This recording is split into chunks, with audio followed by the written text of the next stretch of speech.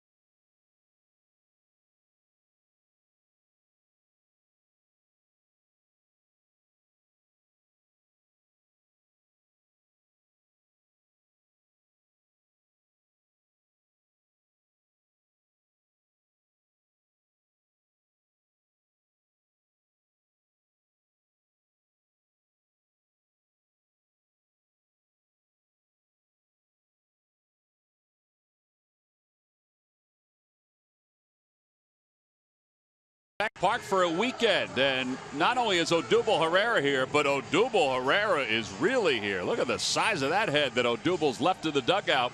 The players are having a good time with that before the ball game. One of the Phil's fans gave it to them. He had it in Milwaukee, Joe Hipp, who we showed you in Milwaukee, and they put it up in the dugout, and they were talking to it. They were rubbing its head, and there we go. There's Odubel Herrera with Odubel Herrera. Look at Paul Fortier, who's the Phillies strength and conditioning coordinator. They were really having a good time with that. Let's take a look at the lineup for the Indians, brought to you by Xfinity. Xfinity X1 will change the way you experience TV. Davis will lead it off at center, then Jason Kipnis and Francisco Lindor. Michael Brantley's in left, he'll bat cleanup. The veteran Mike Napoli's at first. Yan Gomes is the catcher, he'll bat sixth. At the bottom third, Marlon Byrd, Juan Uribe, and Corey Kluber. They will face left-hander Adam Morgan. It's nice to see Adam back in the big leagues. The shame of it is that Charlie Morton is no longer in the Phil's rotation, and Morton was pitching really well. But you need depth, and the Phillies have depth with their starting rotation. And Matt, decent numbers in AAA. He's not going to strike a lot of guys out, but he's going to fit in nicely with his curveball. Well, he's not. I mean, he's got. What I really like about him is he throws fastballs when he wants for strikes, and you can throw off-speed pitches when he wants for a strike. You can see the scouting report, average fastball 89. That was in 2015. Right here, it's his curve change slider. While the spring training, he started mixing in the cutter, which I think is a very important pitch for Adam Morgan this year. Matt, I know you've been thinking about these for a while up in Canada. Time for our Nissan keys to the game. Well, I have, and I'm going to start with righty hitters for the Phillies. Don't get pull happy versus Kluber. He throws a lot of sliders low and wide. If you want to pull him, all of a sudden you hit a lot of weak ground balls to the left side. And Morgan, same approach as 2015. Throw strikes. Yeah, they say his velocity is even a little bit better once he gets loosened up than it was last year, as he continues to get stronger from the shoulder surgery several years ago. Rajai Davis will lead it off. He's hit in 9 consecutive games. Davis overall hitting .286, 2 home runs and 8 runs batted in. This guy is a bona fide base stealer. In fact, in a day and age where guys don't steal bases, he has 4 years during his career with 40 stolen bases or more. And Morgan quickly is ahead, 1 ball and 2 strikes.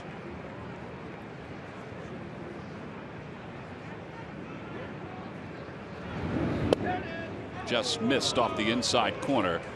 Adam Morgan is a lot like Tom Glavine. I'm not saying that he is the same pitcher as Tom Glavine, but he needs the inside and the outside part of the plate.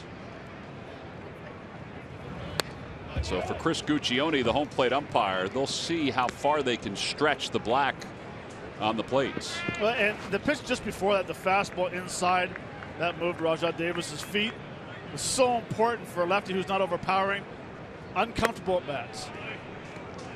92 with that fastball upstairs.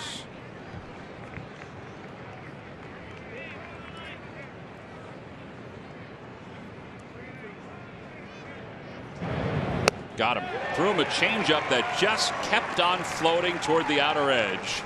1 out here in the first. That's a pitch right there that I absolutely love from Morgan. He will throw this changeup when he wants. It doesn't matter if you're ahead in the count or behind the count.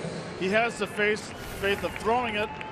And you can see right here last season, 57% fastballs. But I like the fact that 18% changeups. I think that number will go up this year. And just to refresh our memory, I have to admit I was surprised at the 3% curveballs. For some reason, I thought he threw more curveballs than just 3% of the time. I think we might see him throw more this year. Jason Kipnis takes a fastball in the inner half. It's 0-1. Well, I remember last year a lot of times Ben and I's keys to the game were trust your curveball, throw it more often. He didn't. Kipnis was 3 for 14 in the most recent series for the Indians. An Indians team that comes in with a 10-9 record.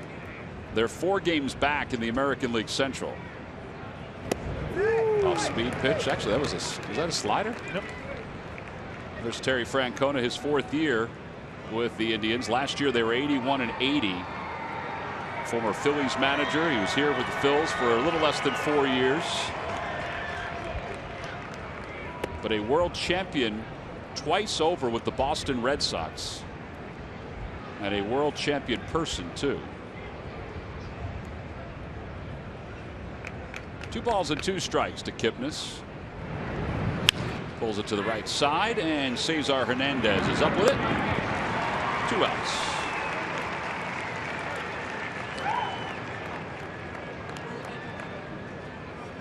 Adam is a competitor, to say the least. And when he was told he was sent down to the minor leagues during spring training, he was not, as you imagine, pleased. He was 2-0 with an ERA of 2. Pete Mackanin didn't think he was going to be pleased.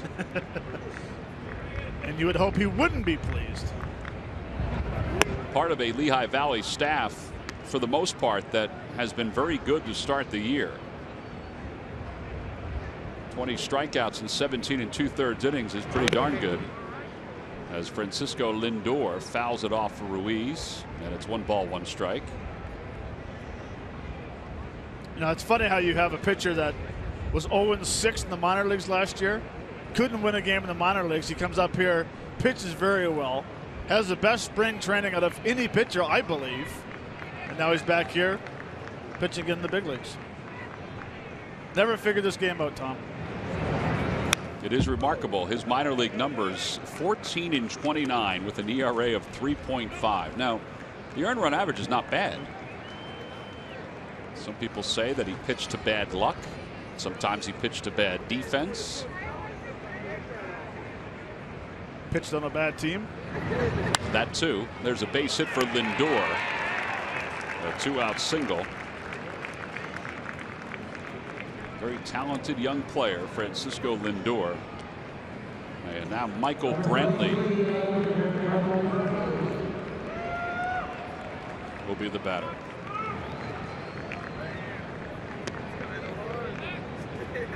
Brantley started the year on the disabled list, so if you look at his numbers, he's hitting 125. He only has 10 plate appearances.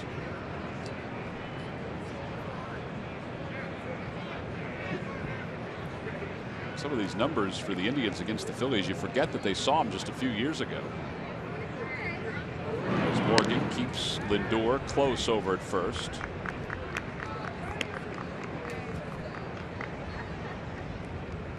So with Brantley's swing, there's not many players in baseball that have a prettier swing than him. He's got a very nice approach, a great swing, and his father's a tremendous hitting coach. Yeah, people have said that over the years, that his father is a very good hitting coach. This guy is a doubles machine. 318 batting average beginning in 2014, but 45 doubles in each of the last 2 years.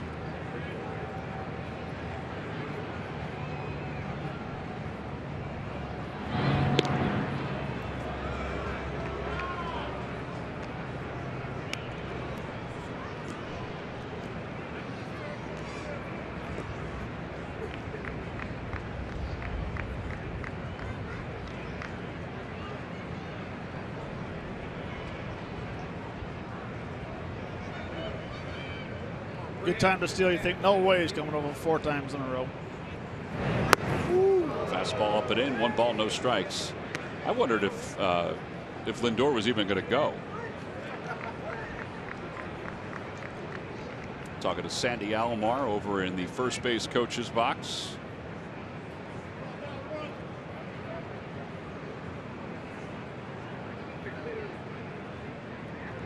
One ball, no strikes. One's over on the inside part of the plate. Now that looked like the cutter. Looked like it came back off the inner half. 82 miles an hour. Is that the cutter? I think 82 would be a little too slow for the cutter. I mean, whatever it is, more of a slurve. It's got a good bite to it. Usually you want your cutter about 2 or 3 mile an hour less than your fastball.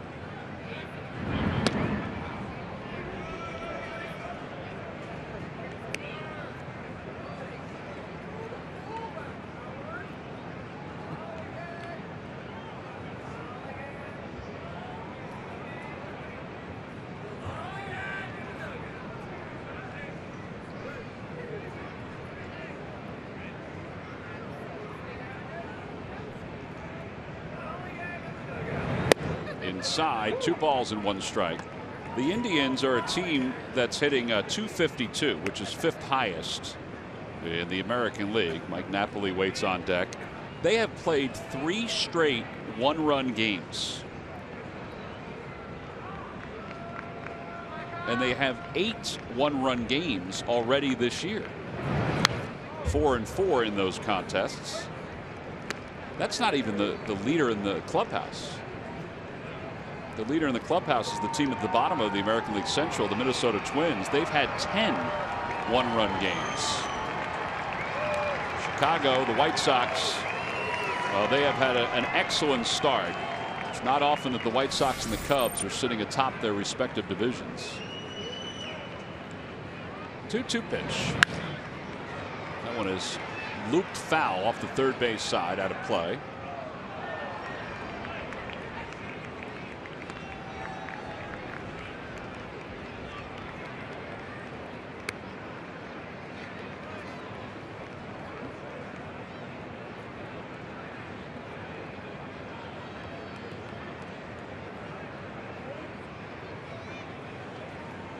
It's turned into a 21-pitch inning for Adam Morgan.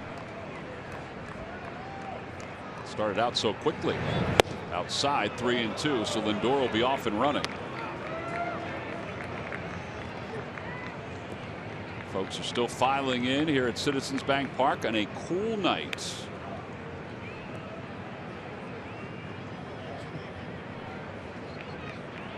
That's what we should have worn tonight, Matt, those sweaters. Runner goes, pitch is swung on and missed. 2 strikeouts in the inning for Adam Morgan. A nice way to start his return. He does throw 22 pitches, make it 23 in the inning. No runs, 1 hit. And here's that second strikeout. That'll take us to the bottom of the first. The Indians nothing, and the Phillies coming up.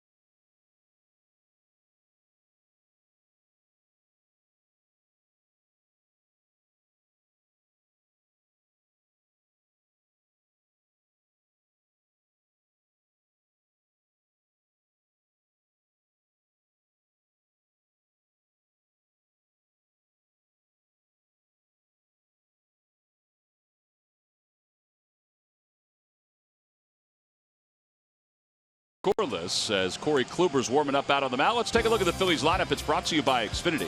Xfinity X1 will change the way you experience TV. Odubel Herrera leads it off in center field. Then Freddie Galvis and Maikel Franco. Ryan Howard is the cleanup hitter. He'll bat 4th, then play 1st. Carlos Ruiz hits 5th. Cesar Hernandez 6th. David Lowe will bat 7th in left field. Adam Morgan will hit 8th, and Peter Borges will bat 9th and play right field. And there's Corey Kluber, who in 2014 was the Cy Young Award winner in the American League. Last year he was less than .500, but his numbers were still good overall, except for his win-loss record. This year, it's kind of the same thing. 29 strikeouts in 27 innings, but a record of 1-3. Yeah, and he's coming off his best outing of the year, where he struck out 10 guys in 8 innings. But he's a gamer. He's on that mound. He has a very good fastball. You can see the scouting report, 91.5. The velocity is down a little bit, but his cutter is nasty. Well, he's facing Odubel Herrera, who's riding a 9-game hitting streak. He was 3 for 9 in the series against the Nationals and walked 5 times. And it looks like he's taking the first pitch, and it's 0-1. Odubel hitting .292, 2 home runs, 9 runs batted in. His on-base percentage at .453.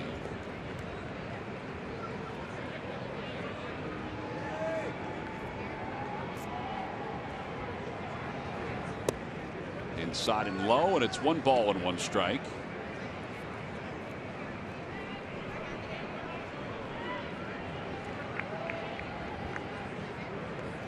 It'll be interesting to see how Corey throws the hitters. He stands on that first base side of the rubber.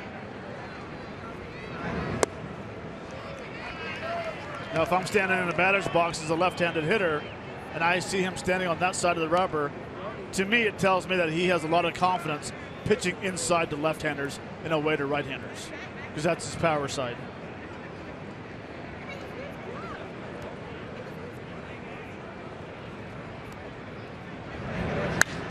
Fly ball left center field.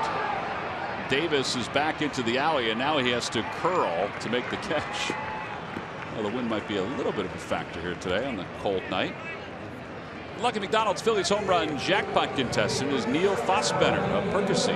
Phillies hit a home run in today's ball game. Then Neil will win $200. Cool night here in South Philadelphia. Current conditions 48 degrees and cloudy.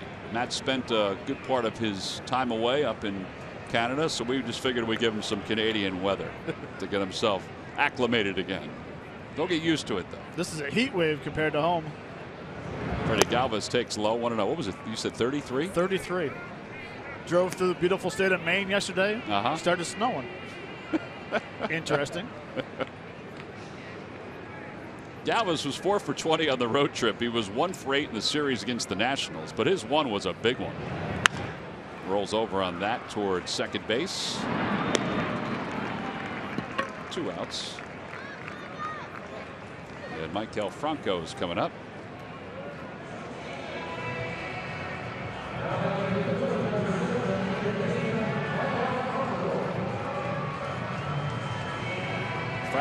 Franco is a 2 for 10 against the Washington Nationals, but he had a very good road trip. 3 home runs, 9 hits overall. It's a solid start.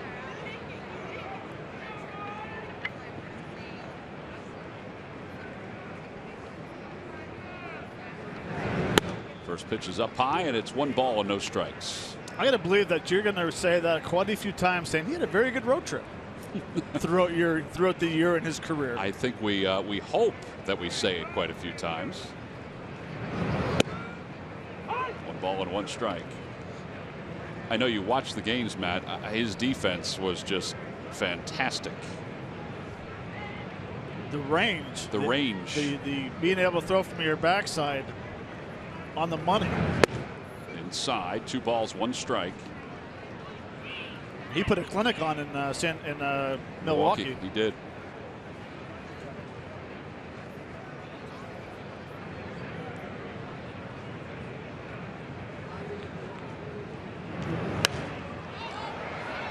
That is a mile high. Gomes will give it a look. It's going to be back into the seats and out of play. 2-2.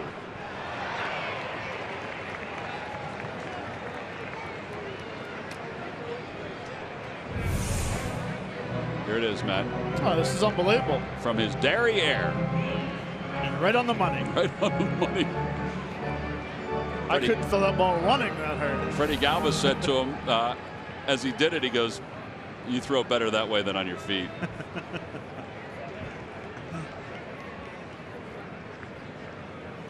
Chopper back toward the middle, but Lindor is there. And he throws him outside his retire. Couple ground ball outs and a fly out, so a pretty quick bottom of the first inning for Kluber. We've played 1. Hey, watch the statue. We'll go to the second in a scoreless game.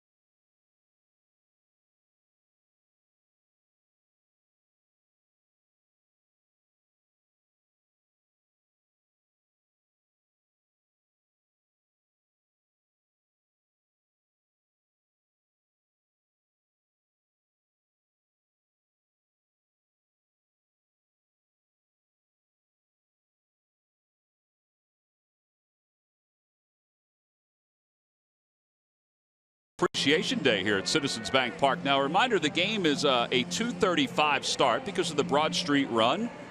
You go maybe do the run and then come out to the ballpark.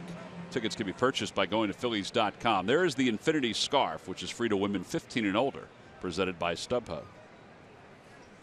Top of the second, Mike Napoli will lead things off. Napoli hitting .219 this year with 4 homers and 11 runs batted in. He signed a 1-year contract with the Indians this past offseason back in January. This guy's had a heck of a career. He's helped the Rangers and the Red Sox, and I guess you could say the Angels too, but more the Rangers and Red Sox. He's helped them win a lot of games.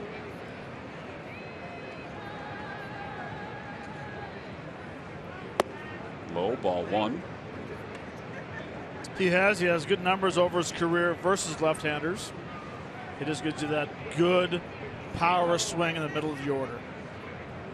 Good interleague numbers, 24 homers, 75 runs batted in.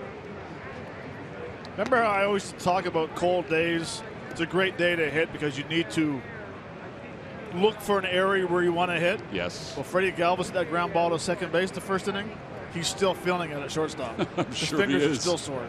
Yeah, he's squeezing a little bit. So we got a miss at a changeup. It's 2-2. Yeah, he keeps making a fist with his throwing.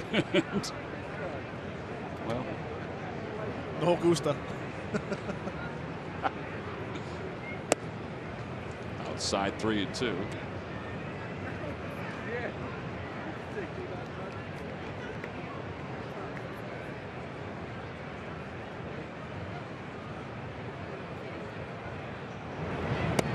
And a strike 3 called right at the knees. Napoli thought it was low. 3 strikeouts for Adam Morgan. Maybe he didn't think that. Maybe he was just trying to sell it. It looked like a pretty good pitch. Looked like a pretty good pitch, and looked like Napoli was looking out over the plate. Got surprised with the fastball inside. You can see right here, height-wise, perfect. Right across the knees. So 3 strikeouts for Adam Morgan. Well, I guess he's picking up right where the rest of the starters have left off. Might as well. Yan Gomes. Gomes hitting .213 with 3 homers and 11 runs batted in.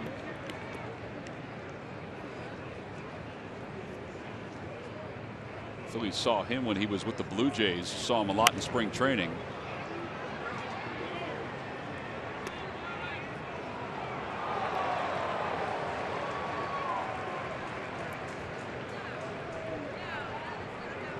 Gomes is from Brazil. He's 28 years old. He was born in Brazil, grew up in Miami, and he was tied up on that pitch and he fouls it away. Back in 2014, he kind of took the American League by storm with 21 home runs and 74 runs batted in. He showed signs of it the year before with the Indians, hitting .294 with 11 homers and 38 RBIs. But I don't know if they anticipated he was going to be that kind of a player when they acquired him from the Toronto Blue Jays. You know what it got him, Matt? Pardon me? You know what it got him on What? those numbers? Good contract. 6 years, $23 million. Good for him. With 2 years on the back end with an option. Ryan Howard doing a little dancing, and there are 2 outs.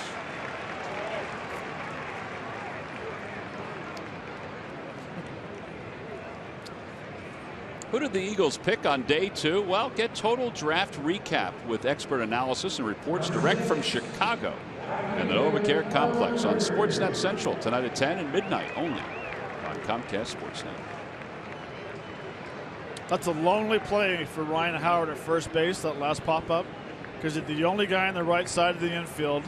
It's drifting on you. You're just waiting for something to call you off that has a better angle. Think about where he started and how he floated. Marlon Byrd, 271 hitter. 2 different stints with the Phillies. They sent him to Cincinnati.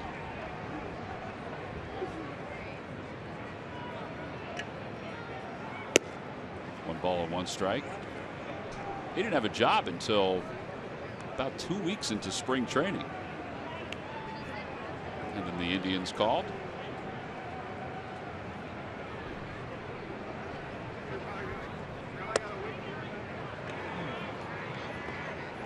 Be nice if he gets that pitch a couple of times. Yeah, it would, but to get that pitch, you need to throw it in there more often.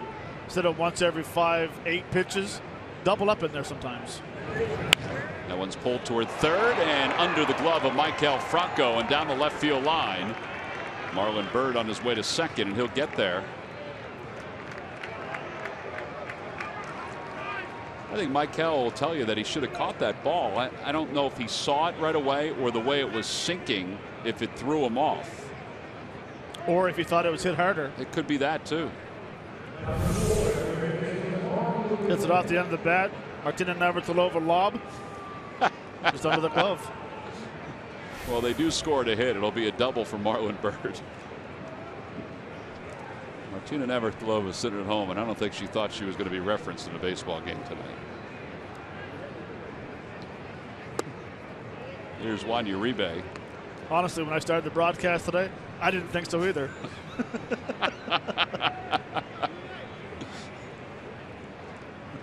Got anybody else you're going to throw out there tonight? Oh, we'll see. Up and in, 2-0. On the Toyota Major League scoreboard, the Braves arrived in Chicago at 1 a.m.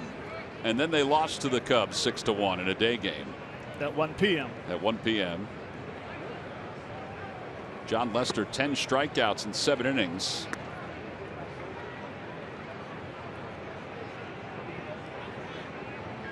Cubs are 17-5. It's their best 22-game start.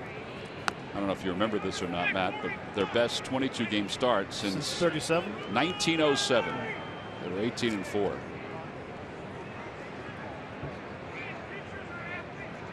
All right, so Juan Uribe is walked intentionally. Corey Kluber, who has not had an at-bat this year and is a lifetime 0.77 hitter. 1 for 13.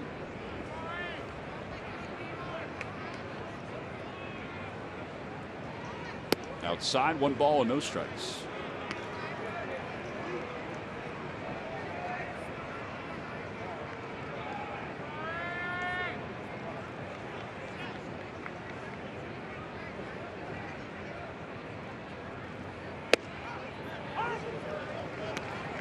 Kind of an interesting first pitch.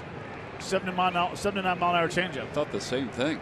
If only maybe because he didn't have the feel on the first 2 pitches to Juan Uribe.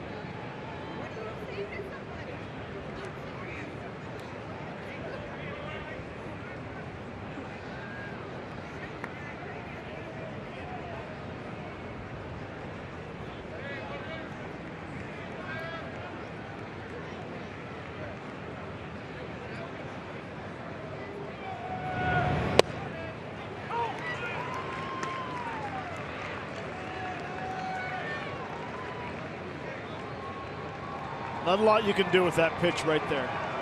That's the fastball struck out. Napoli looking for his 3rd strikeout of the game.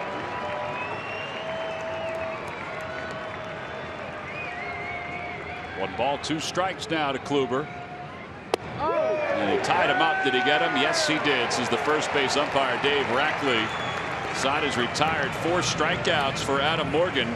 2 in each inning. We'll go to the bottom of the 2nd. Indians nothing and the Phillies nothing.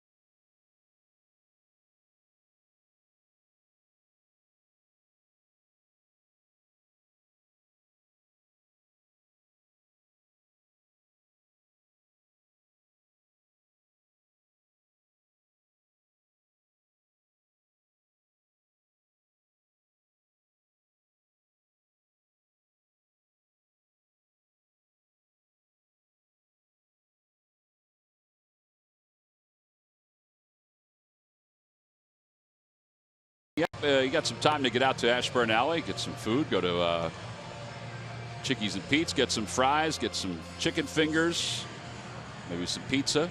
Tonight is Irish Heritage Night here at Citizens Bank Park. And cricket, something to smile about. Take a look at the Riley Irish Dance Group. That'll make you smile. A lot of the young ladies were dancing along the warning track. The grass, unfortunately, was a little wet because of the moisture we've had in the area recently. Matt, that's a skill right there. Irish Heritage Night being celebrated all around the ballpark tonight.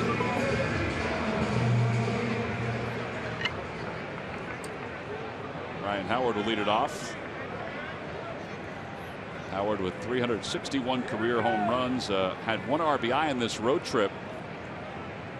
He was 1 for 7 in the series against the Nationals, and he takes low. He is one of 3 starters or 4 starters in the Phillies lineup that has an AB against Corey Kluber.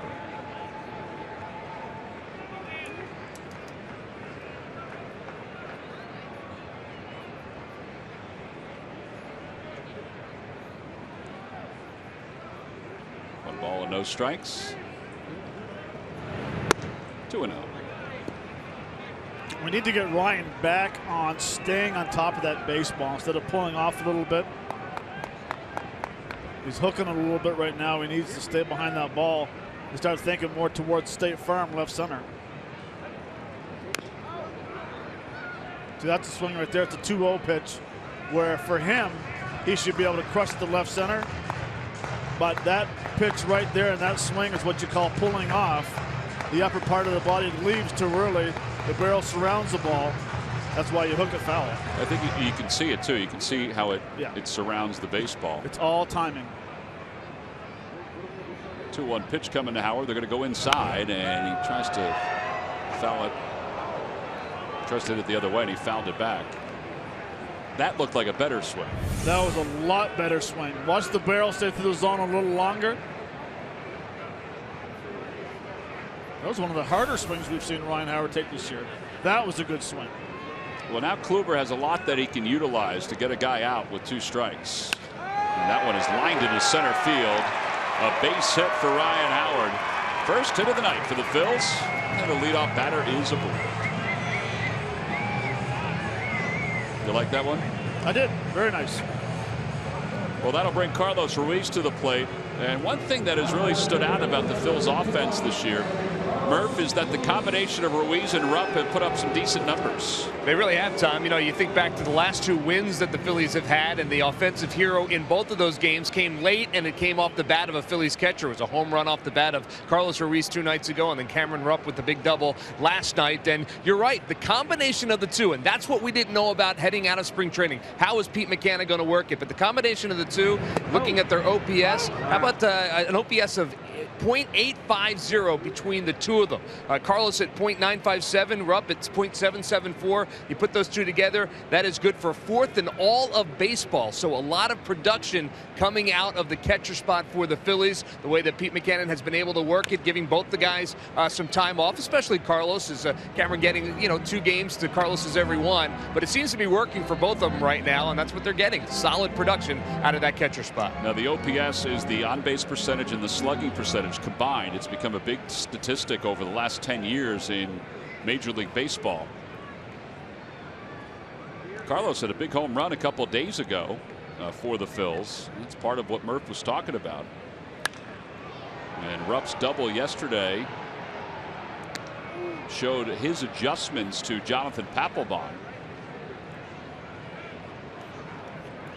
Well, and I think Pete's done a great job of not keeping either catcher, the backup catcher, on the bench very long. So you might 2 on, 1 off. You don't lose your timing very often in 2 games. Foul territory. Napoli over toward the railing. And it just couldn't get beyond the camera.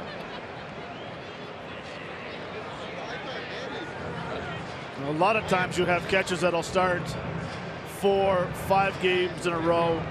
Your backup will play on a Sunday. Kind of sounds familiar. And Your timing's shot. You know, you think you're feeling pretty good. You think your timing's there. All of a sudden, day 6 you're playing, no timing whatsoever. And you usually get a number 1 guy. What chapter of your book will that be in? 1. That's how long the book's going to be. No balls and 2 strikes to Ruiz. Carlos has a hit against Corey Kluber. And his handful of appearances against the Indians right-hander.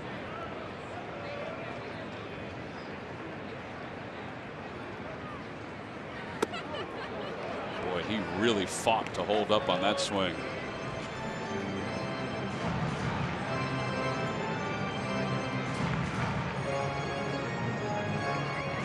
Let's see if the old up and in fastball, low and away slider next pitch.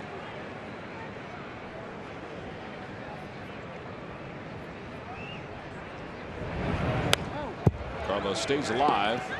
Did he get the low and away fastball there? He did at 92.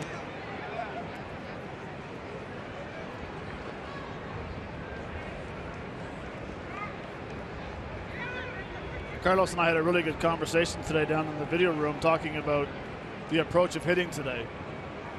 And we both talked about the exact same time about you cannot pull this guy. You need to hit the ball to right center, up the middle against him. He tried to pull him there.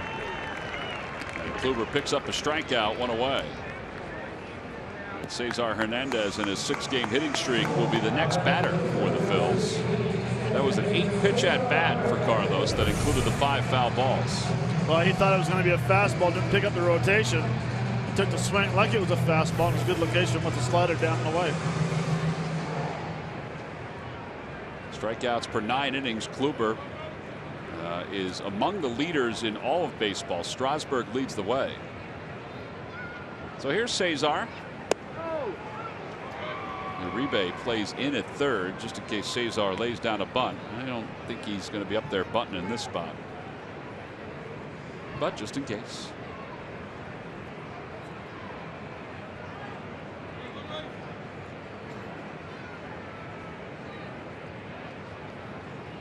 With Cesar, you never know. One never knows, Matt. Over to first. Napoli's got it, steps on the bag, and this is going to wind up being an easy double play as they double up Ryan Howard. And the side is retired. Easy because the ball was hit so sharply.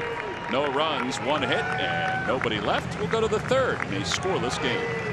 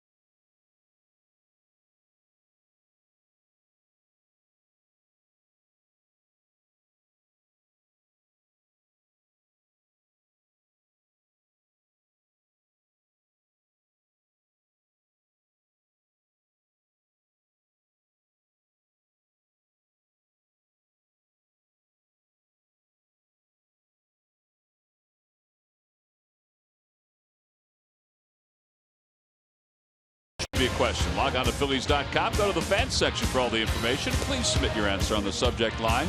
All right, Matt, the question is, what team was Terry Francona the third base coach for before becoming the manager of the Phils in 1997? You can think a little bit while we have another one of our Irish dancers showing us how it's done. That kind of dance has got to tire you out of it. Here's Davis to lead it off. He shows bunt, takes inside, 1 ball and no strikes. He struck out his first time up.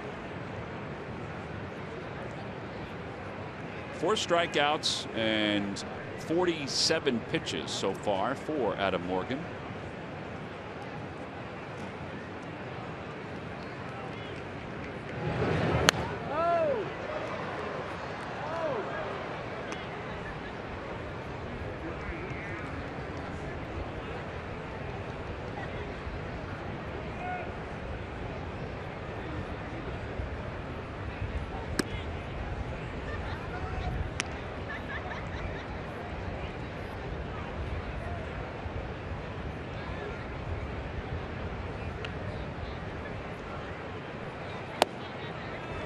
On that fastball, good spot, and Davis swings through it.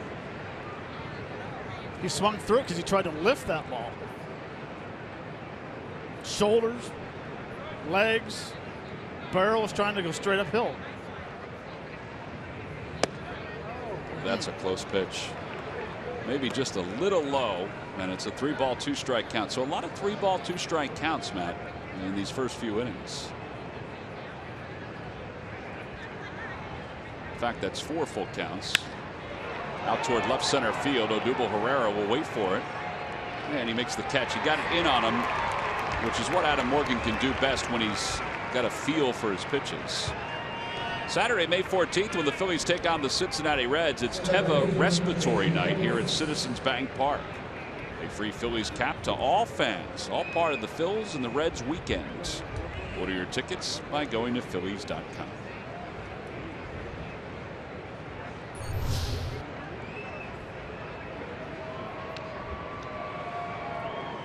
Here's Kipnis.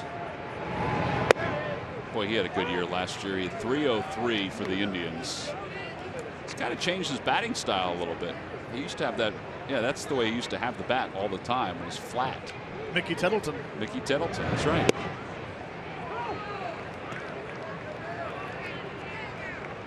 One thing you'll see throughout interleague play, the American League hitters work to count more than National League hitters.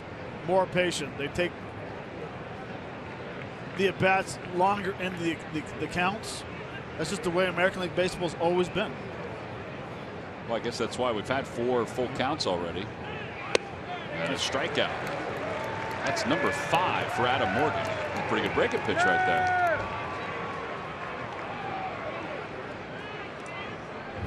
Very good breaking pitch and very good location.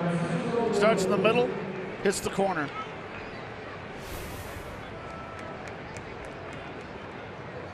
I mean, really, you see games. It doesn't matter where you go to watch an American League game. It's a marathon because there's a lot of pitches thrown.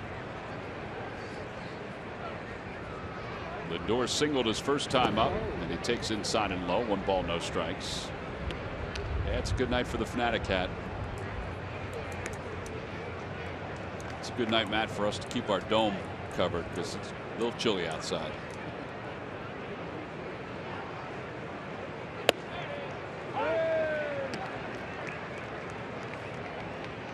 Lindor had an excellent rookie year a season ago and finished second in the Rookie of the Year balloting. It was going to be tough for anybody in the American League to pass Carlos Correa. Both young men from Puerto Rico, although Lindor moved to Orlando very young. His dad wanted him to be exposed to a little bit different baseball talent. It's that one out to right center field. Borges comes in to make the catch. I don't think he saw it right away, right? He did not. 1, 2, 3 go the Indians here in the third. 25 straight scoreless innings by Phillies pitching.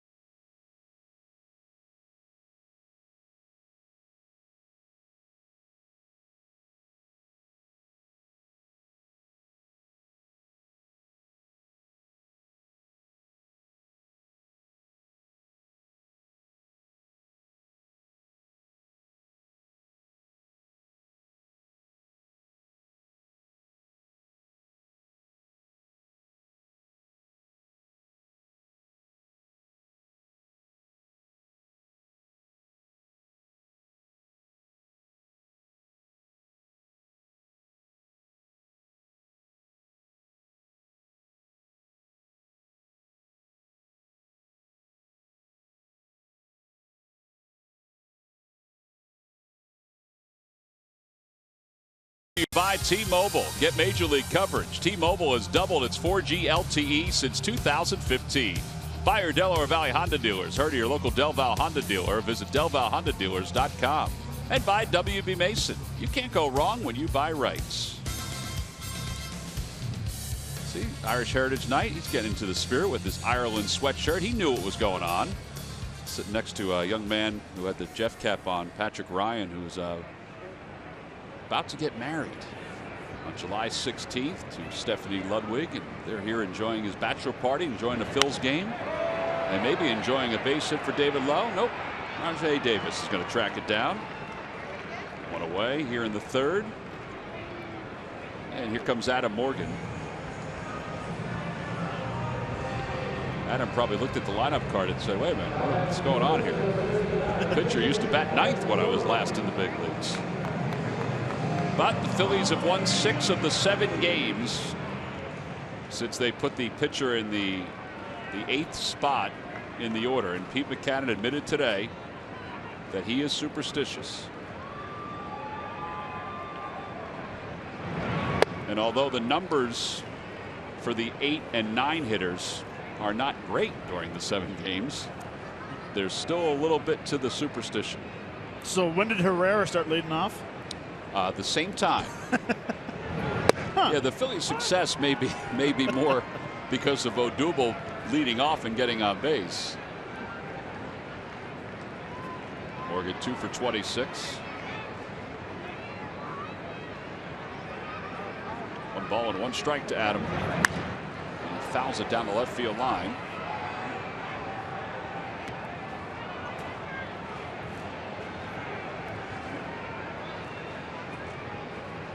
Peter Borges, who has basically been the number 9 hitter through this experiment. Cesar Hernandez has done it a couple times. Outside 2-2.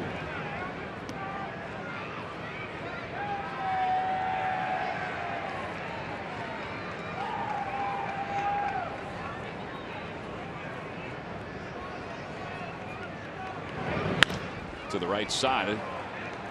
That's fielded easily by Kipnis. 2 outs.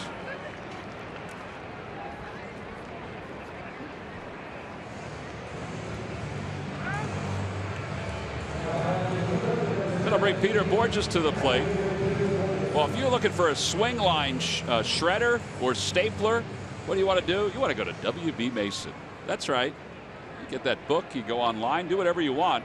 You call on, let's say, Thursday. It's going to be in your office on Friday. In fact, we have done that quite often. Who but WB Mason? Here's Peter Borges. And he swings at the first pitch. That's a fair ball. And an easy inning for Kluber. 1, 2, 3 go the Phils. We've got 3 in the books after a 7-pitch inning. We'll head to the 4th. The Indians nothing and the Phillies nothing.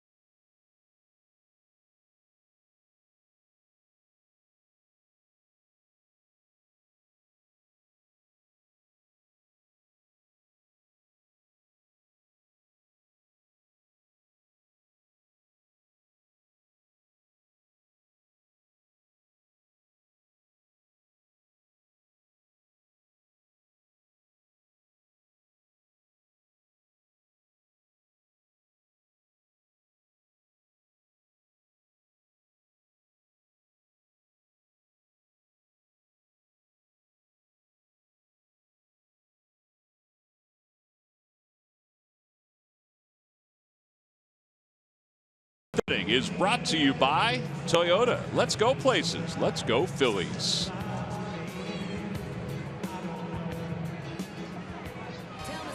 Fanatic is a walking billboard.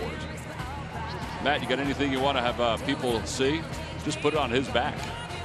Vote the All-Stars. As Murph said, the All-Star balloting is open. Go to Phillies.com and vote for your favorite Philly player, like that guy right there. Maybe the cat in center field. He's played well enough to be given consideration. As we start the top half of the 4th inning, Michael Brantley will take a breaking ball for a strike. It's 0-1. 45 doubles, Matt, in each of the last 2 years. I mean, that's a tremendous number. It is. It doesn't hurt one by playing in Cleveland, having that wall in left field, but he is a tremendous hitter. Going through spring training right now for him. He had 5 at-bats in spring training. He's got 9 at-bats this year, 14 so far in the season. It'll take him about another 20-25 at-bats before he starts finding his timing and feeling good about hitting again. There's the 0-2 pitch coming to Brantley. Down low, 1 ball and 2 strikes. Now, his dad played in the big leagues. Was he your hitting coach in Toronto? Mickey? Yeah. Yes, he was.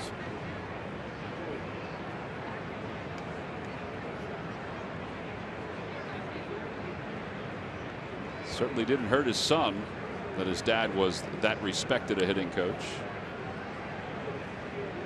1 ball and 2 strikes to Brantley. Out to right center field, and Borges will get to the spot and then will walk back to make the catch. Not a bad pitch. He got it in on him and up a little bit. It was like a little backdoor slider, off-speed pitch. Didn't get quite extended on it. And that's the reason why it was a good pitch. It never came back enough, really. Height-wise, danger zone, but stayed inside just enough to where he couldn't barrel it. You know, looking at that replay, you're right. That danger zone.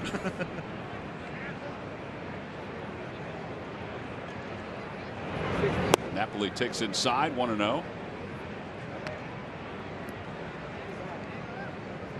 That's 4 hitters so far in the first 3+ innings. Hitters had to move their feet in the batter's box. Either a fastball down and in, fastball up and in. We talk about it quite a bit about moving feet and making it uncomfortable for hitters. Adam Morgan's doing that tonight. Inside, and it's 2-1. See him slam his glove down on his leg as he walked back to the mound. There's a lot of things you can see from a pitcher from his competitiveness standpoint that are outward. I mean, that was kind of subtle. Odubel Herrera will venture back, and he'll fall forward to make the catch. It's almost like Cole Hamels' no-hitter, just a different spot in a different state. It was the same body reaction, though, for Odubel Herrera. And this is exactly the same body action as we saw in Chicago last year. Gosh. Well, maybe it was a little different because it hit the heel of his glove. Well, you can see right here, panic sets and he comes in first. Now all of a sudden he realizes the ball's hit pretty good. It's another can of corn. Easy play for him. That day in Chicago, he had to go back to the warning track, but he came forward just like that.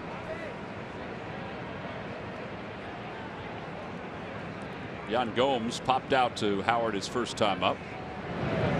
Good curve.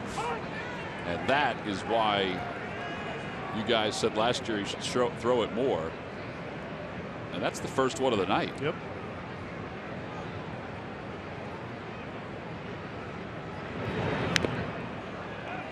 Ball got a piece of Ruiz.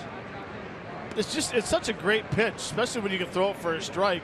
Because as a hitter, you step in, okay, he throws a fastball. He throws a cutter, which to me is basically the same pitch.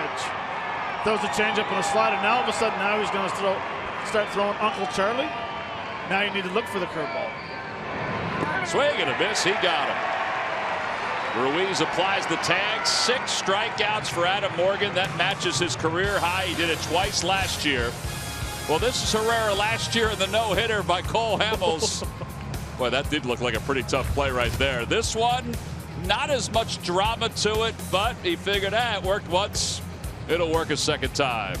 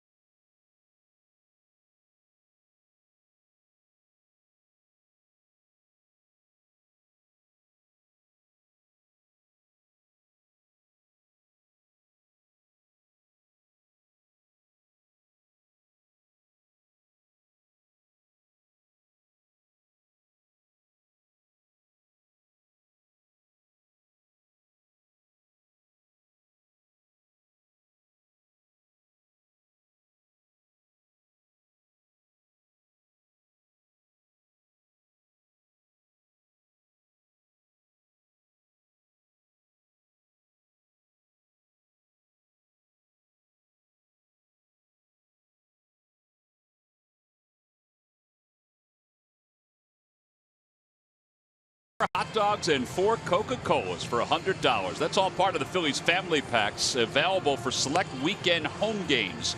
For information or to order, visit the ticket section at Phillies.com.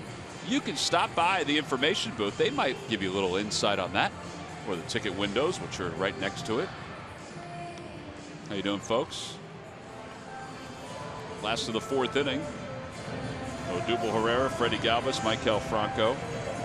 By the way, Matt, we mentioned this going into the dugout after the top of the 3rd, but that 4th inning, that scoreless inning, is the 26th consecutive inning the Phillies pitchers have not allowed a run, which is the 2nd highest total in baseball this year.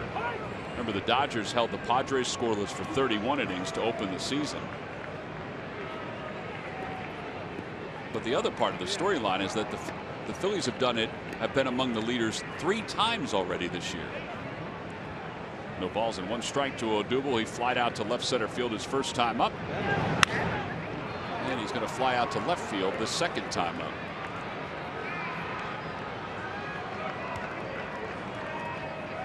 Freddie Galvis is coming up.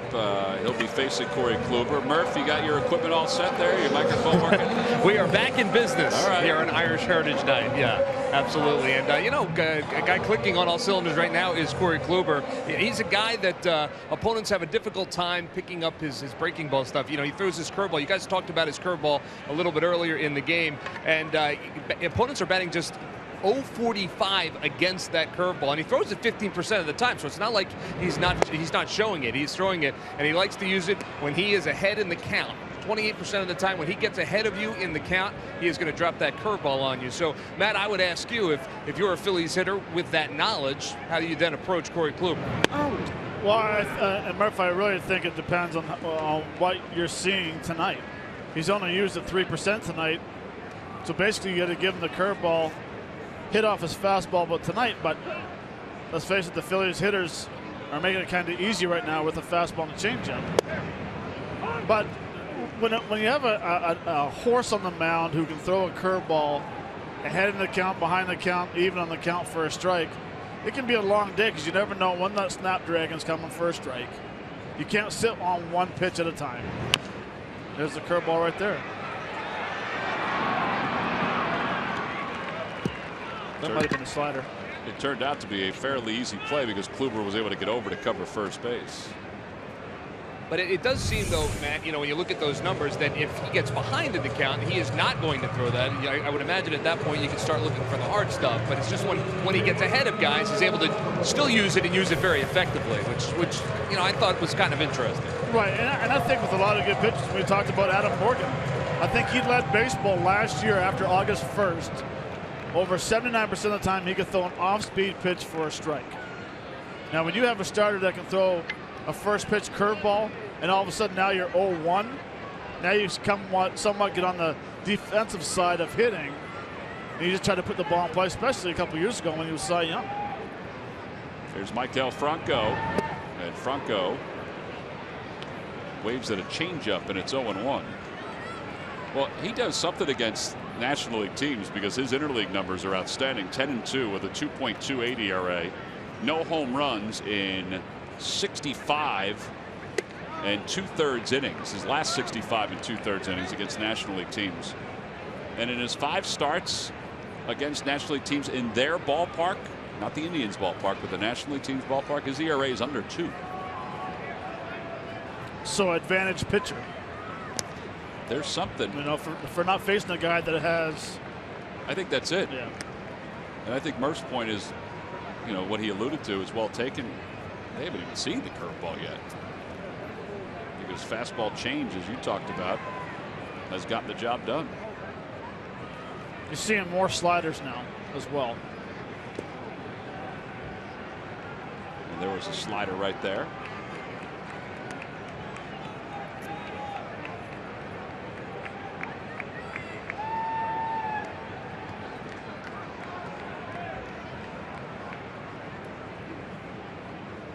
Two balls and 2 strikes to Franco.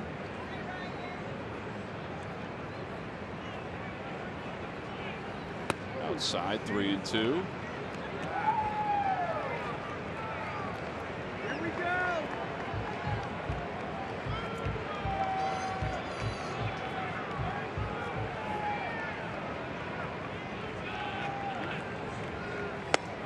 And a strike 3 called. I think Maikel thought that was low. It's only the 2nd strikeout for Kluber, but he's retired 8 consecutive hitters, and that wraps up the bottom of the 4th inning. So not a whole lot of offense for either team. Take a look at this pitch, height-wise. Well, it's right along the knees. We'll head to the 5th.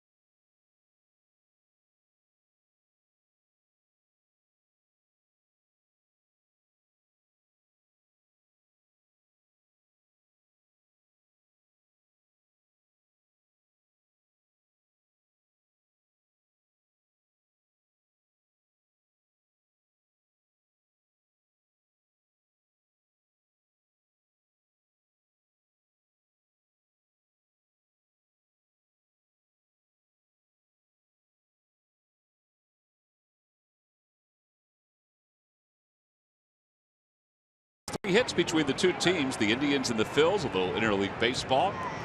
Phillies are home for just these 3 days. Hopefully we get a chance to see everybody at the ballpark tomorrow and Sunday. And then it's back to the road.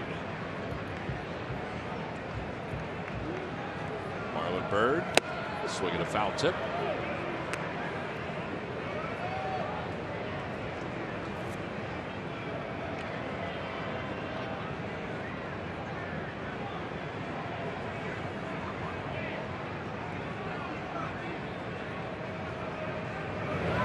Back toward the middle and right at Cesar Hernandez. Boy, that ball took a few big hops, didn't it? 4-3 on the put out. One away. Looked like a lacrosse ball going out there. Came off a jam shot, getting jammed with the fastball inside. Then a reverse the spin by hitting the mound. Then the old Indian rubber ball started kicking in. Right there, kind of reversed.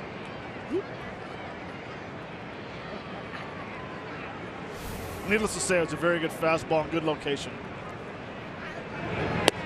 Outside, 1 ball, no strikes.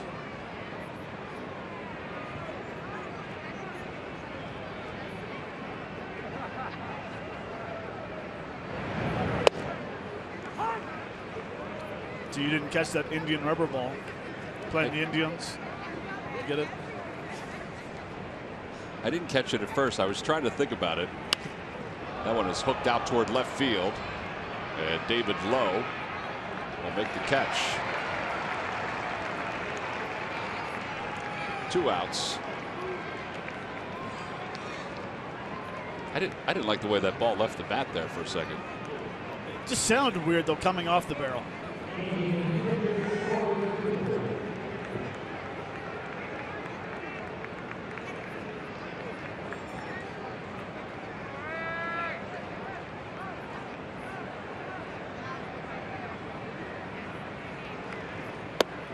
Kluber takes a strike. It's 0-1. See, there's a different tempo right now from Morgan. You know, from the first inning and second inning, he's getting it and going. And that's a good pitch right there. I know it's the opposing pitcher that he's throwing it to.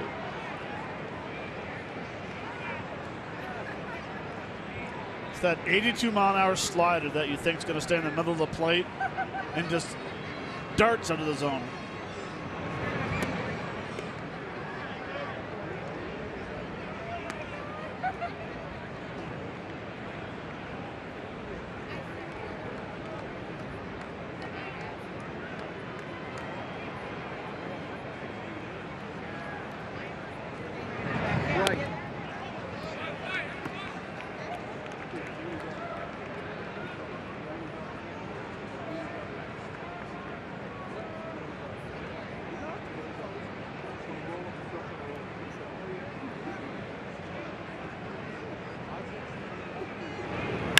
That ball is ripped. That's a fair ball down the left field line.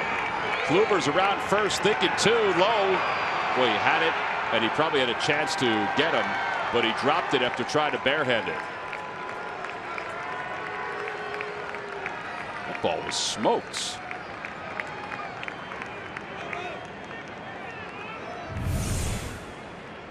It was up in the zone, threw the barrel to it.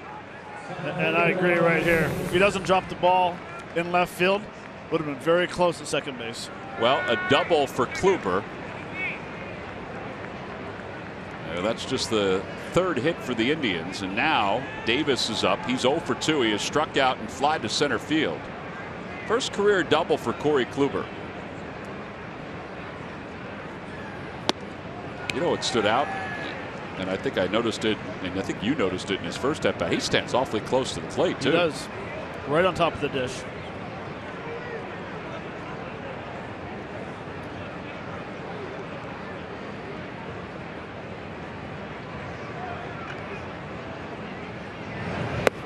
One ball and 1 strike to Davis. 82 pitches for Morgan. Davis, not so much. You see hitters stand close to the plate when they face a left-hander who has a good changeup. Because you think that you can hit the changeup before it drops out of the zone, so they stand on top of the dish. Now all of a sudden that changeup, from order to be way off the plate, I'm going to recognize that other hand's going to be a ball. So you stand on top of the plate, you take the changeup away, and you want them to throw inside. So you're trying to get them into your strength. 1-2 to Davis with a runner at second base. Tried back-to-back fastballs. That one was toward the inner half. The other one was toward the outer half.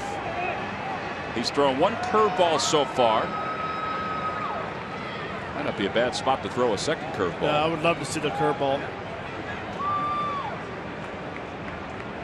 There's some Kluber fans around. And he's at second base.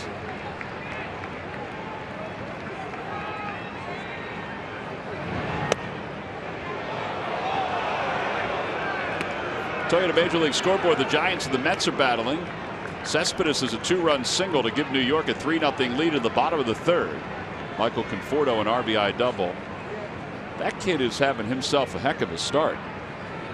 Man can hit. New York's on a roll. They've won 6 in a row. I think it's 7 now, right? There's that curveball fouled back to the screen. Now, I said that, but you're usually right when it comes to this stuff because you have a photographic memory. It's probably 7. Hold on, hold on. No, it's 6. You're right. They've won 9 of 10. I'll give you that bell. I have learned to not question you when it comes to the stat page. I will say, though, with that stump the fans question, I'm struggling right now. And since I don't have Twitter anymore, I can't have any answer sent to me. Don't lie to the people. Did you get Ben's brother Glenn to maybe send you a text or something? 2 balls, 2 strikes to Davis. Over to third, and that's a foul ball.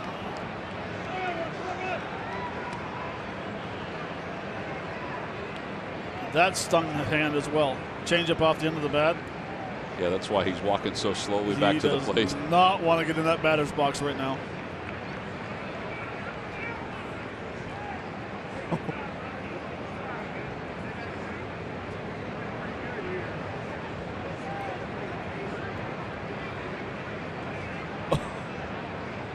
Bat boy changed the bat.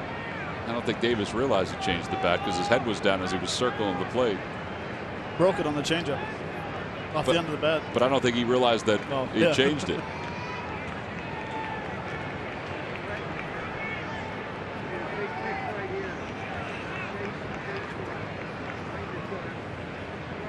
Two pitch coming to Davis. And a line drive base hit to center field. Kluber's around third. He's heading home. He's going to score. It'll be an RBI single, and the Indians take a 1-0 lead, and it's the double by Kluber that sets up the first run of the night.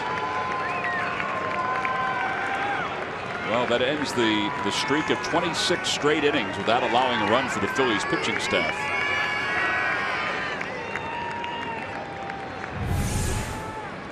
That's a fastball up in the zone.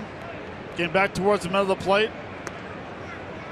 Nice compact swing, but I still don't like the fact that there's no throw home. You still have to come up and try to make a throw to home plate. You hit your cutoff man, job's done. Too many things can happen with the runner coming around third base. He could fall. He's the pitcher that maybe they're going to hold him up.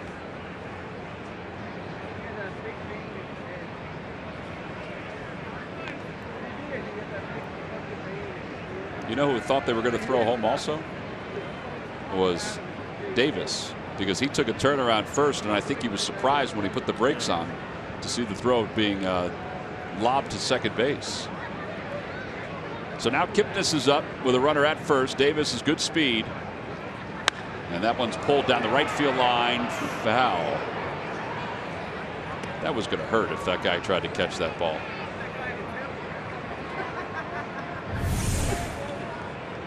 You can see Davis coming out of the box hard. Just right there, he made the decision that he was not going to throw the ball home to home. Even though he did go a little bit to his right, I understand that, but still come up and fire a missile to the cutoff man, and maybe you get Davis in a run down or get him out of second base. Swing and a miss, 0-2. But a play like that, where all of a sudden you pull the chute and you're guaranteed throwing to second base, well, it makes the third base coach's job easy because he's going to send you no matter what. Now all of a sudden the base runner knows that you're not going to throw it, so I'm not going to run into an out. You sacrifice a run for an out, or an out for a run. Yeah. Well, I have to admit, I never thought about that, but that's a good point. 0-2 pitch.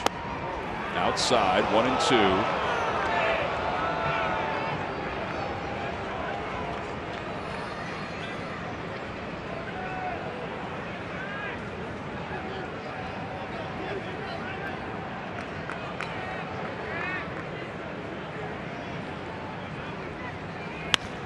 Fly ball right field. Borges going back toward the wall, and it is gone. A 2-run home run for Kipnis. I didn't think the ball was going to carry because it hasn't carried all night. And the Indians now lead it 3-0.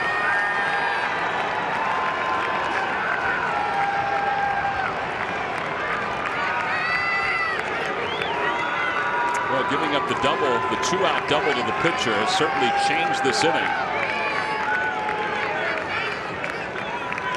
Well, what that double did by the pitcher, by Kluber, kind of sparked all of a sudden you got some energy in the hitters. See right here, that's the uh-oh zone. Supposed to be low and away, and it stays inner half. Nice, I mean, it's an easy swing. Sure was. Ball hasn't been traveling out there, though. No, it hasn't.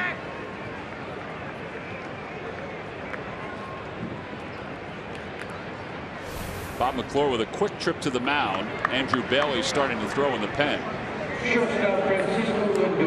And now Lindor, who's 1 for 2, will be the batter. Phillies trail at 3-0. Kipnis' home run was his the third of the year. He now has 11 runs batted in. And Lindor, who's 1 for 2, breaks his bat right in half.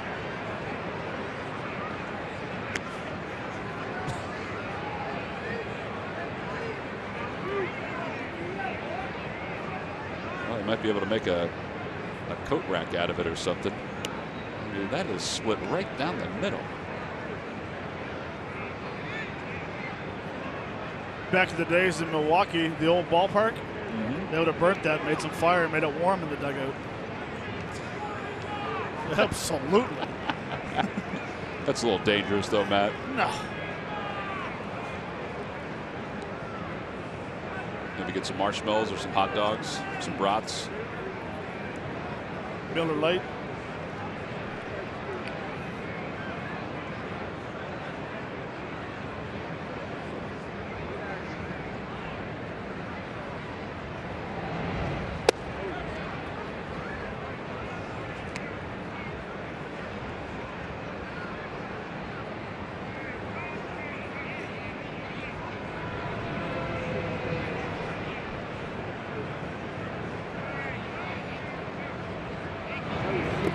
Breaking ball, and it's 2-1 to Lindor. Lindor singled his first time up and then flied out to right field his second time. Indians are playing tonight without their designated hitter Carlos Santana. He has spent 16 games as the DH this year. He has 3 home runs. 3 of the 20 home runs hit by the Indians. He was their catcher at one point, and then he was their first baseman. And now he's their DH.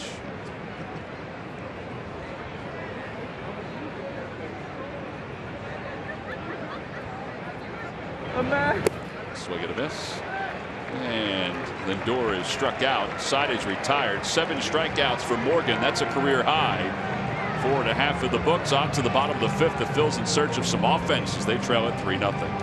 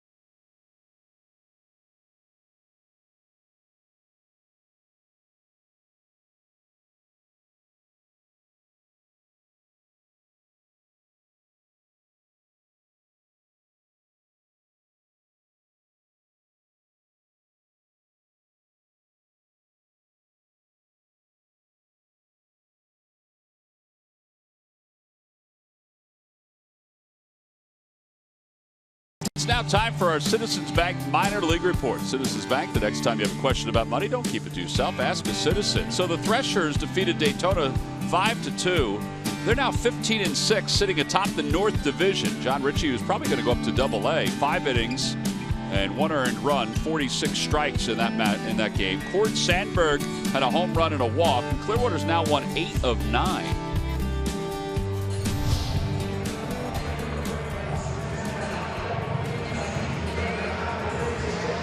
Speaking of the minor leagues, Mark Appel right now has scattered 2 hits over 5 innings for Lehigh Valley. They're in the 5th inning against Buffalo, the Bison. Ryan Howard is the batter. And Howard lines one out toward left center field. Davis on the run. He's not going to get there. It's a 1-hop off the wall. And Howard will head to second base with the 2nd hit of the night. That's a good way to start the home 5th inning.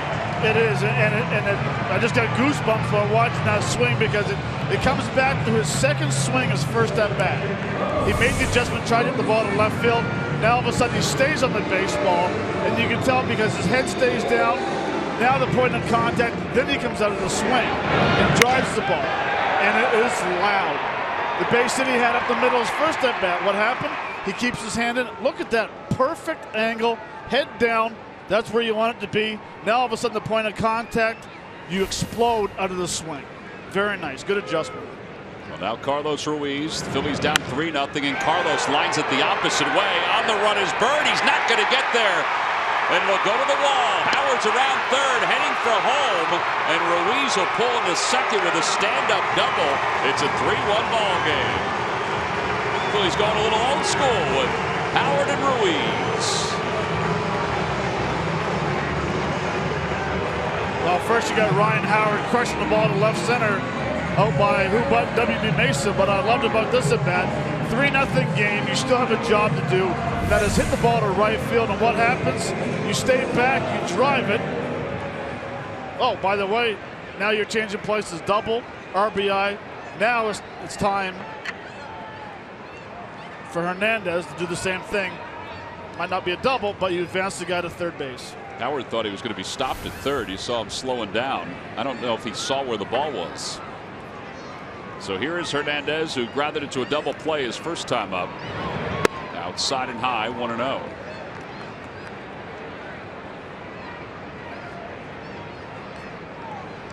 Chooch must have remembered what he said in the meeting when we were talking to him. Not the meeting, but the conversation.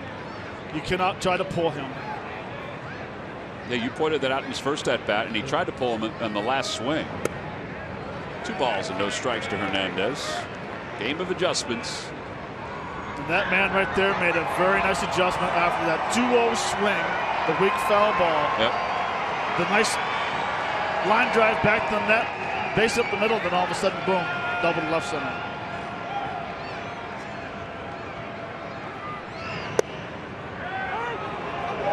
Cesar is saying that was the same pitch that he called a ball a moment ago. It might have been a little closer to the plate. But it doesn't matter. It's 2-1. You're still in a hitter's count. You still have a job to do. Right, and 2-0, that wasn't the pitch you wanted to hit anyway. No, that's a weak ground ball to 3rd. Pulls it toward 1st. Off Napoli, and everybody will be safe.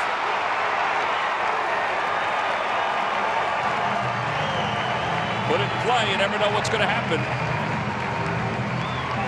Ball was hit hard. Yeah, and I'm not sure that Napoli even got a glove on this. I think it went right off his knee.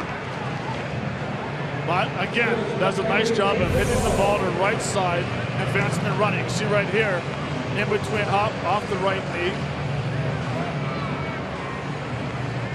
Oh, off his wrist.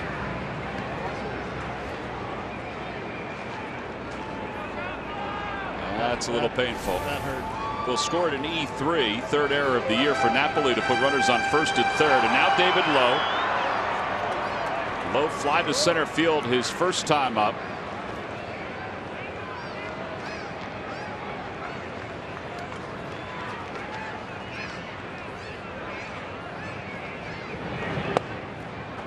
Darren Ruff has come out of the on-deck circle. The Phillies are going to go to their bullpen. When we go to the 6th inning, they're hoping to go to their bullpen with a lead. Right now it's a 3-1 ball game. Bailey was warming up and he has started to throw again.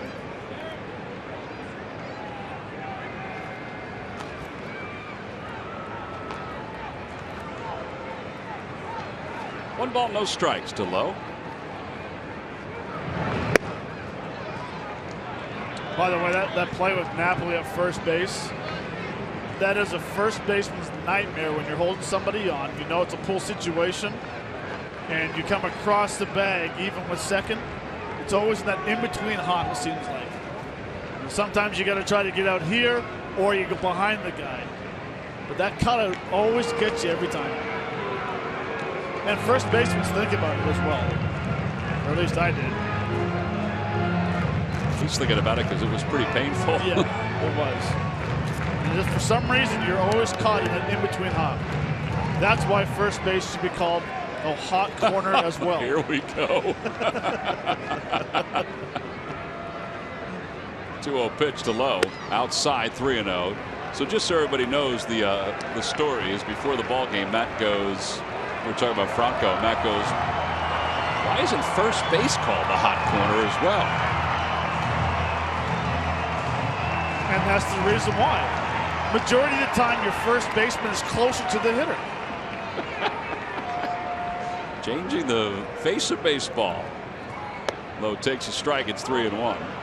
Everything else is changing. Might as well. Listen, you played the game. That should have been brought up while you were playing.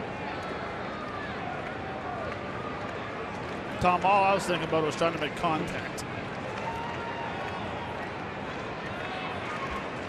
Manager put you in the lineup, said, oh, playing the hot corner again, huh?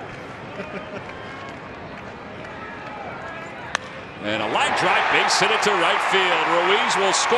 Hernandez on his way to third, and he'll get there. The Phils keep on changing spots.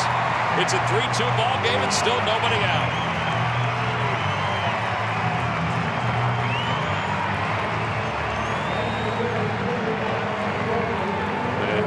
Will pinch hit. Phil's got something cooking here against Terry Francona's Indians. The error of Napoli helps. The 2 doubles obviously helps. But this is just a very nice look at how low that pitch is.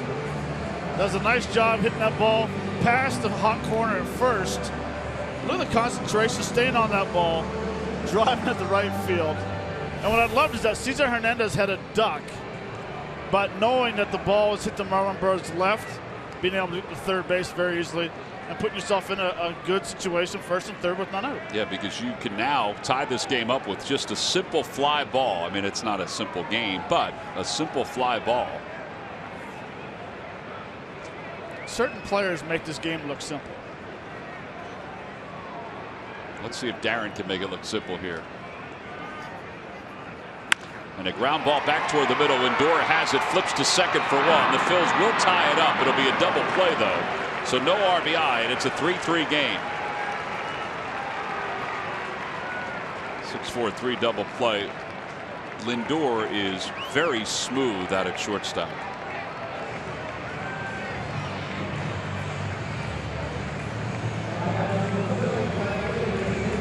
Well, this was a quiet offensive game through the first 4 innings, and now both teams have put a 3 spot up in their half of the 5th. Peter Borges is the next one up for the Phils. Grounded out to Uribe his first time up. 9 ground ball outs now for Kluber. But we're also starting to see more sliders from Kluber, especially over the last couple hitters. He got burnt with a fastball, back-to-back fastball. So 4 fastballs in a row. Got hit hard for a double, E3, and a single. There's Andrew Bailey. He's going to be the next one out of the pen for the Phils. I should say the first one out of the pen for the Phils. 1 ball, 1 strike to Borges. That was called a strike.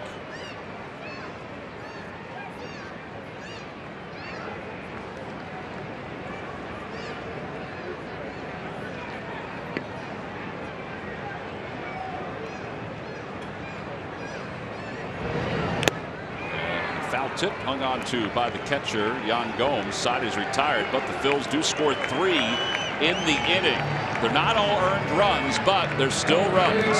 We'll go to the 6th. It's the Indians 3 and the Phillies 3.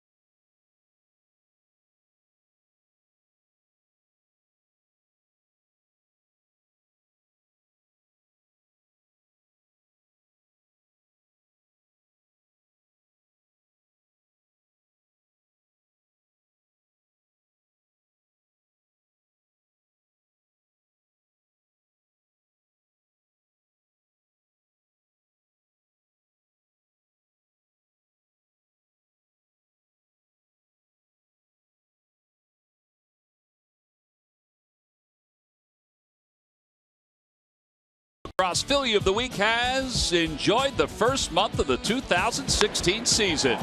Mikel's bat has connected with consistency and done so with eye-opening power as expected when he arrived at the major league level. In addition to the bat, the glove has been quite impressive itself over at the hot corner. Quick on his feet, Franco rarely lets a ball get by, and he can make throws from wherever he lands. And his early season performance is brought to you by Independence Blue Cross. Live fearless. Well, the Phillies hope that they get Maikel Franco and the rest of the offense rolling again. They've tied it in the 5th inning, and now as we go to the top of the 6th inning, it's a 3-3 game. Andrew Bailey, who's made one appearance since being brought up from the minor leagues, will get a chance to pitch against the Indians here in the top of the 6th. He'll face Michael Brantley, Mike Napoli, and Yan Gomes. Adam Morgan goes 5 innings, strikes out 7, allows 3 runs and 5 hits. First pitch by Bailey is in there. It's 0-1. First 4 innings combined, 3 hits and no runs. The 5th inning combined, 6 hits and 6 runs. No roadmap for the game of baseball, Matt. It's a funny game, Tom. 0-2. Ryan Howard is 2 for 2, a single and a double. He got the rallies rolling. Cesar Hernandez was able to continue the rally by hitting the ball hard off the wrist of Mike Napoli. Carlos has doubled.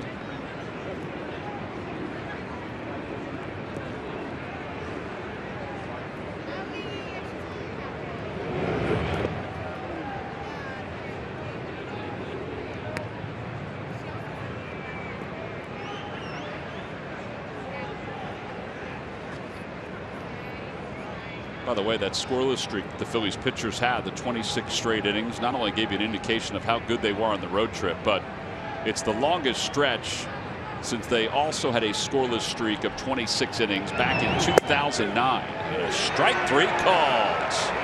Brantley's down looking, 1 out here in the 6th inning.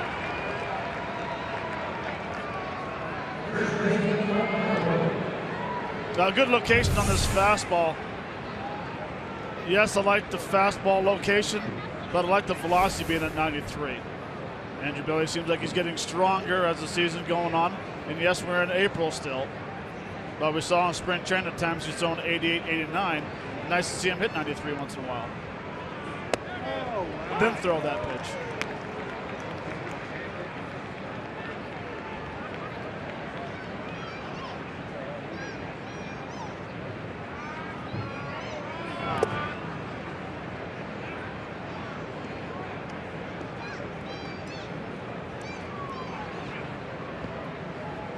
Napoli is 0 for 2. He is struck out and he's flied out to center.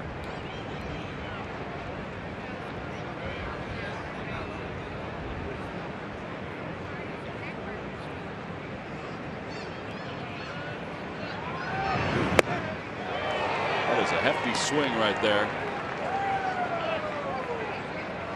I don't think his wrist is feeling too good after taking that ball. Watch his reaction right here. You can tell it's bothering him a little bit,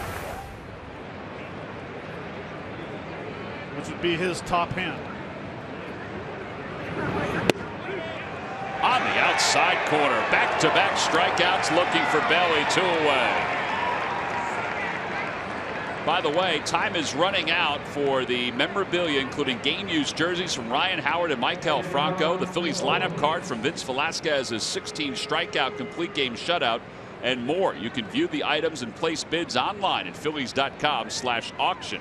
Auctions close on Sunday, so don't miss out on your chance to own some of these one-of-a-kind items. You saw some of the St. Patrick's Day uniform tops the Phillies wore in spring training. Nice to get the lineup card from that Padres game. You know the coolest thing I ever got?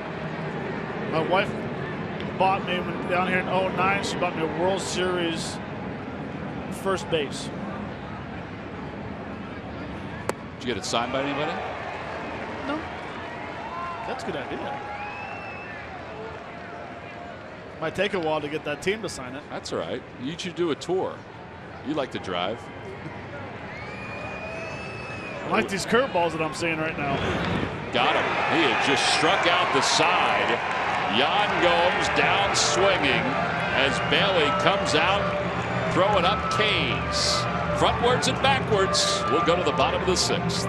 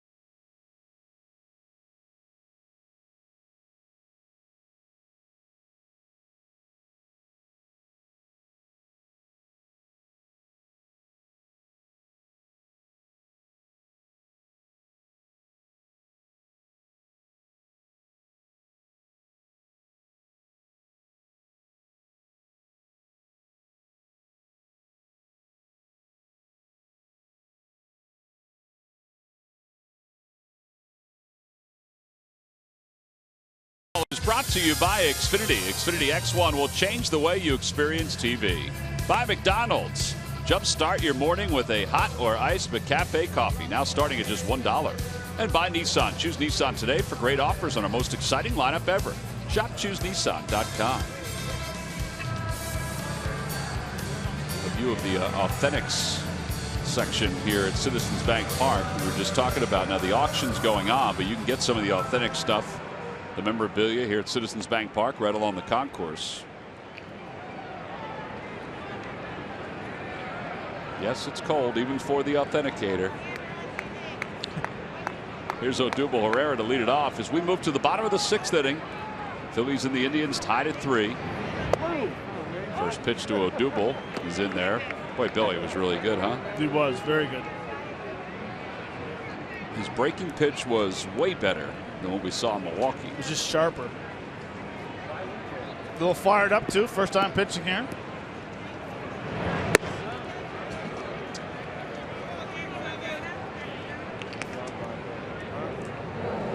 Odubel's 0 for 2. He's got a 9-game hitting streak going.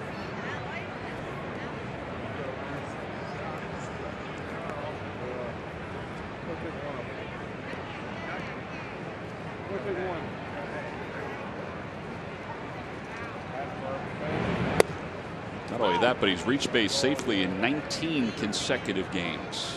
Trying to make it 20.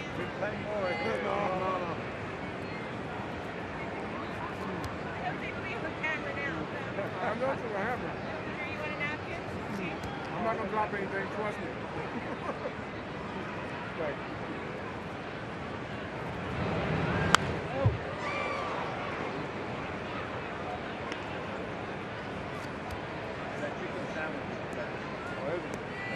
Irish Heritage Night, bring out your green. I think that youngster might wear that green Fanatic sweatshirt even when it's not Irish Heritage Night. Absolutely, I would. If I was big enough.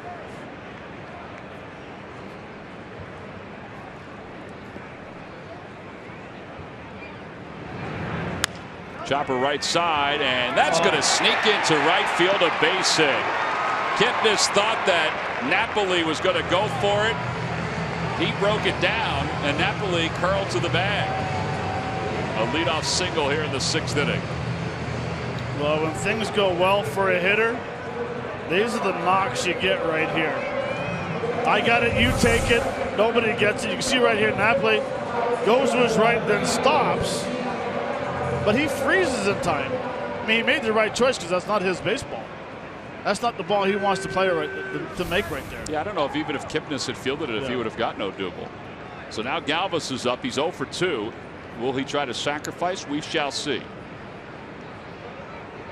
Indians are thinking there's a chance. He bunts and bunts it to the right side. It's a beauty. Can he win the race? Nope, but he gets the runner up in his scoring position. Sacrifice goes 1-4. Well, it's time now for our Cold Hard Fact, brought to you by Clean Crisp Coors Light. And it pertains to Corey Kluber. His interleague winning percentage among active pitchers, among pitchers in general, is second only to Justin Verlander. Victor Zambrano, of all people, is tied with it. Tampa Rays? Yeah, Tampa Rays, New York Mets. Mark Burley, who is no longer pitching. Which is a shame. Somebody might sign him before the end of the year. Games are usually over in about an hour and 40 minutes. Here's Franco with a runner in scoring position. One man down. Out to shallow left center field. Lindor gives way to Brantley, who makes the catch. 2 outs. Well, that was a Corey Kluber special right there as far as the pitch goes. A little bit of a break at the end. It was. This is the pitch you think you're going to be able to crush. He actually misses his target. It's supposed to be a fastball inside. Tails away and just hits off the end of the barrel. And Franco realized he had a pretty good pitch to hit and he missed it. Ryan Howard, who is 2 for 2.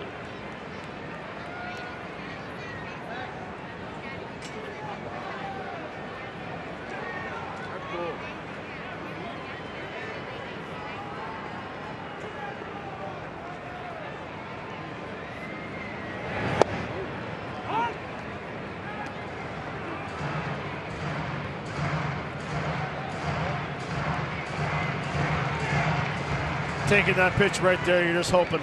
I hope he doesn't throw 2 more there. It's going to be a quick at bat because that was paint on the corner. Yeah, that's the pitch I thought he threw Franco. Yeah. Here's the 0-1 pitch coming to Howard. And Howard fouls it back. 0-2.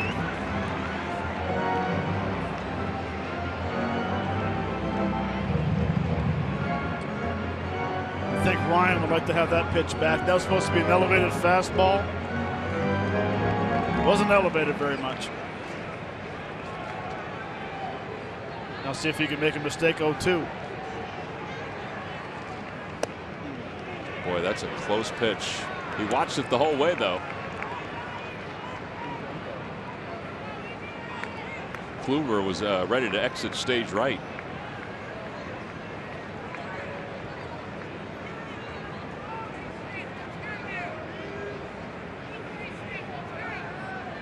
Ball, 2 strikes to Howard. Swing and a miss. He got it with a breaking ball, and the side is retired. So the Phillies get a leadoff base runner, but they leave him out at second. We've played 6 innings. We're on to the 7th at a 3-3 ball game.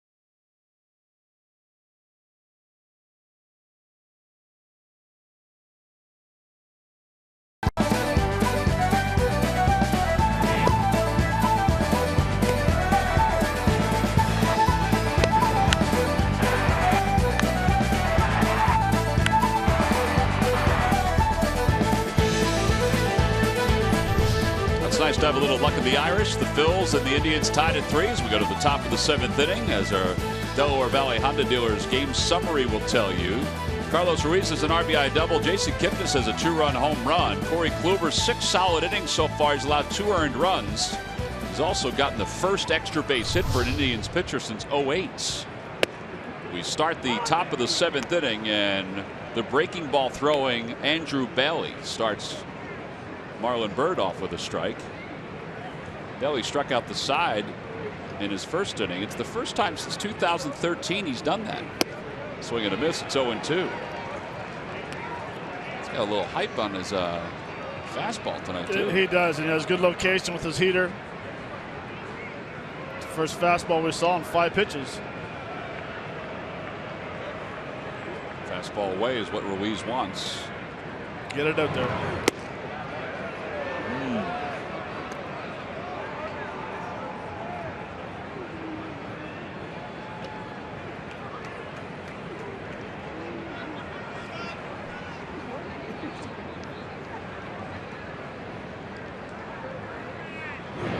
Inside, and it's 2-2. Juan Samuel is directing the outfielders. He's moving Peter Borges over a little bit. Ryan Howard by himself on the right side of the diamond for Marlon Byrd.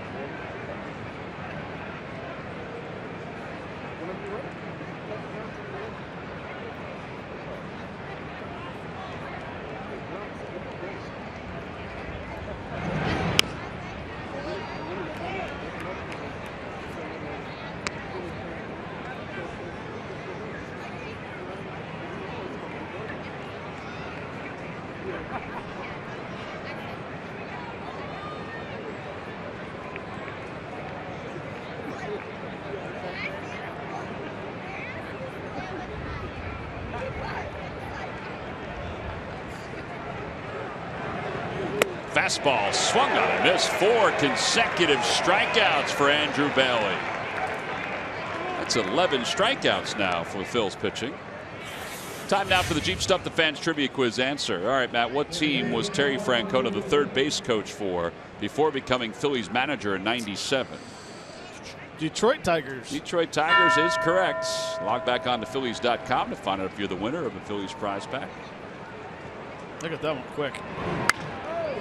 Uribe lines one foul, and it's 0-1.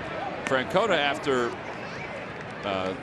losing the Phillies job was the Oakland A's bench coach before getting the Red Sox position. He's a well-liked guy. That one I did not know. Yeah, he was Ken Maka's bench coach in Oakland. Ken Maka. Great dude. Up it in, 1 ball, 1 strike. His managerial record, which includes the 2 World Series championships with the Red Sox. Won 285 games with the Phillies in his first go around as a skipper. Some people didn't think he'd come back after the Red Sox position. He was doing some television. He was doing a pretty good job with that television too. It's tough to walk away though, Matt. That it is. This game will pull you back. It'll lasso you and pull you right back in. I was with the Kansas City Royals one year. We were playing against the Red Sox. He walked Mike Sweeney in front of me 4 times to get to me. 0 for 4 with 3 strikeouts. Sounds like Ryan Zimmerman. He was the greatest manager, I thought. I thought Mike Sweeney at the time was probably one of the best clutch hitters, especially a right-handed hitter. 2 balls, 2 strikes to Uribe. And a breaking ball in the dirt, 3-2. Kluber's on deck.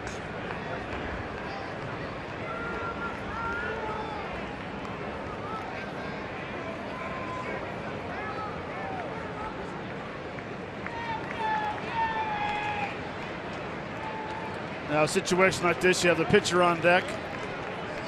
Just don't give him nothing to pull. Anything to pull in here. Hit the dirt, and Uribe draws the walk. So, first base runner against Bailey. First time he didn't strike somebody out. And here comes Kluber with 1 man down. Every time the Phillies pitchers retire the opposition 1-2-3, Comcast will make a contribution to Phillies charities. Phillies baseball is brought to you by Xfinity. Xfinity X1 will change the way you experience TV. Jose Ramirez is going to come on and pitch run for Juan Uribe.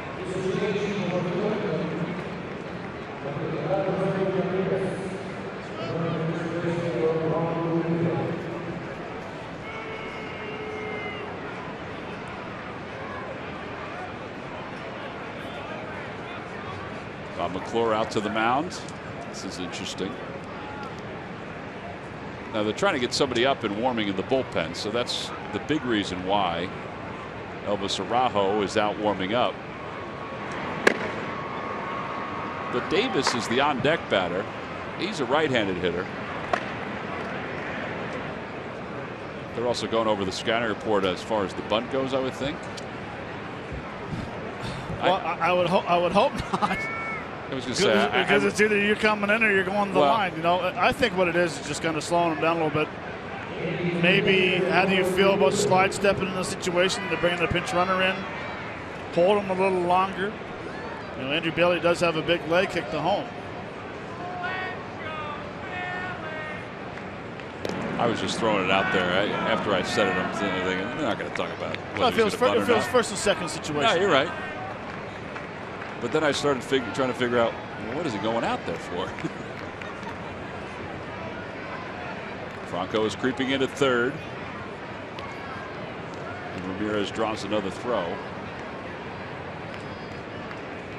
Now again, you're facing an American League pitcher who's had 2 at-bats this year.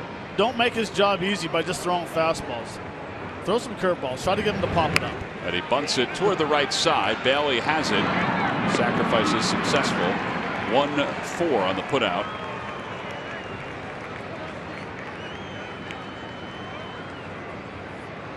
Two outs.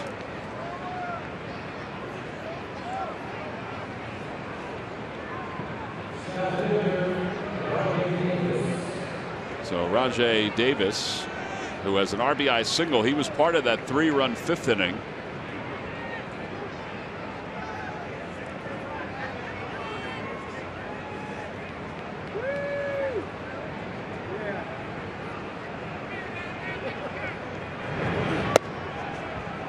Plate umpire Chris Guccione flinched a little bit on that.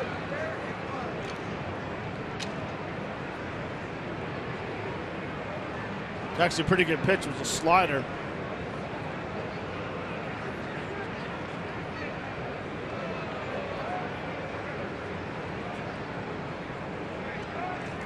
On the Toyota Major League scoreboard, Cespedes seems healthy. He has hit a grand slam. It's 12-0 Mets. Cespedes has 6 RBIs in the 3rd inning. There's a chopper out towards short. Galvis is to hurry and does, and in time to get Davis. Side is retired. No runs, no hits. 1 man left. 2 scoreless innings out of the bullpen for Andrew Bailey. On to the bottom of the 7th in a 3-3 game.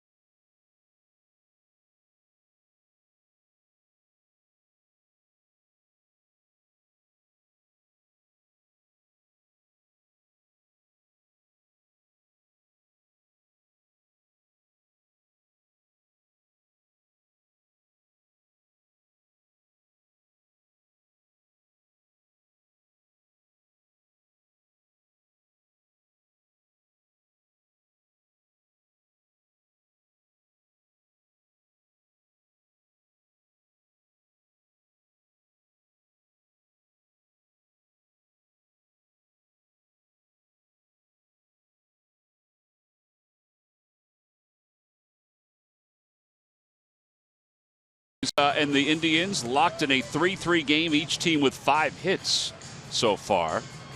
MLB.TV Premium, the #1 live streaming sports service, delivers everything you have come to expect and more. Watch every out-of-market game live in HD on over 400 supported devices. It includes a free subscription to At-Bat Premium, the #1 app for live baseball. Blackout and other restrictions apply. Visit MLB.TV for details. Home half of the 7th inning. Carlos Ruiz will lead it off. He's 1 for 2 with a double and a run scored.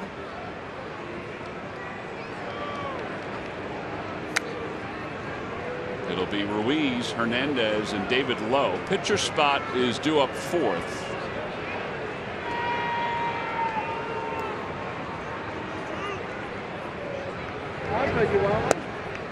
Breaking ball from Kluber, who begins the inning with 72 pitches.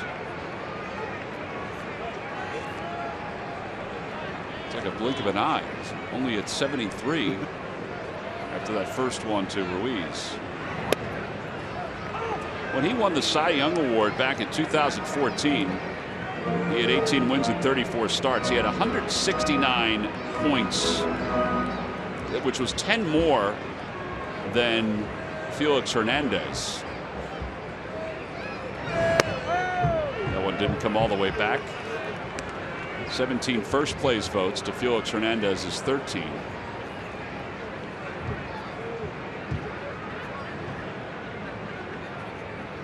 Wins 2014, 11 in 2013. He's over from the Padres organization as he strikes out Ruiz, and there's 1 out here in the 7th inning. And Cesar Hernandez is coming up. Indians traded Jake Peavy for Kluber when Kluber was a minor leaguer.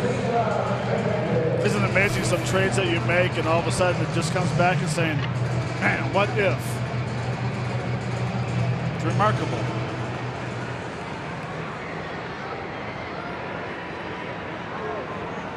Cesar reached on an error his last time up. He's 0 for 2. But he was right in the thick of that 3-run inning for the Phils. Off-speed pitch, 0-1.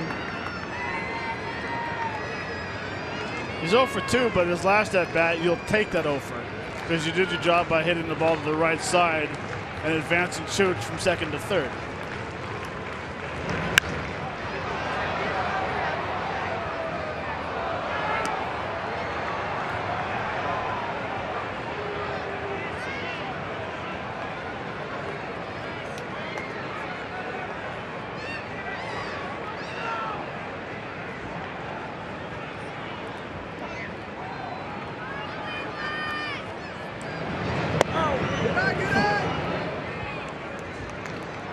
Boy, fastball, changeup first couple innings, right? Would you say that for Kluber? Absolutely. And now it's the entire repertoire that he is throwing.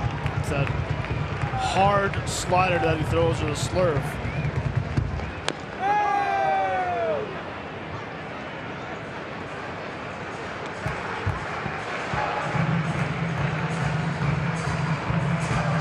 Fanatic can read with the best thing.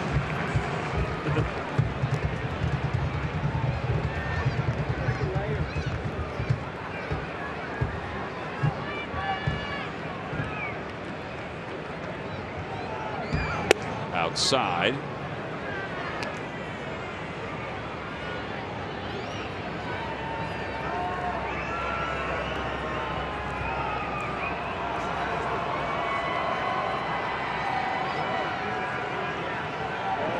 Swing and a miss, and there are 2 outs. 3 straight strikeouts for Kluber. And 2 away here in the home 7th inning. Well, it is one of a handful of social media nights here at Citizens Bank Park. And some folks who have used social media to get some tickets got a chance to meet Jared Eickhoff before the start of the ball game. Phillies will have social media nights throughout the course of the evening. They have 6 in total. Tickets for social media nights are $12 worth of concession credit and Twitter giveaways. You get a chance to go to BP, watch BP, which is what those fans got a chance to do. Tonight is also Irish Heritage Night.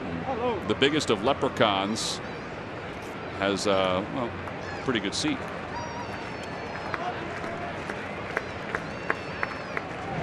David Lowe fouls it off the left side and out of play, and it's 1 ball and 1 strike. So we should have wore our green shirts that we had in spring training. Probably should have thought ahead and wore our green shirts. Yes, I said that to Murph at some point tonight. Poor planning on my part. No, I think you're right. I'm warmer. Those T-shirts would have been a little chilly. We probably would have been. We would not have been warm. No, we wouldn't free up. If you want to roll Irish Heritage Night into Miami next week, we can do that. Or Atlanta. 2-1 to David Lowe. Lowe singled home a run his last time up. Took a good rip there, and it's 2-2. Hot boy.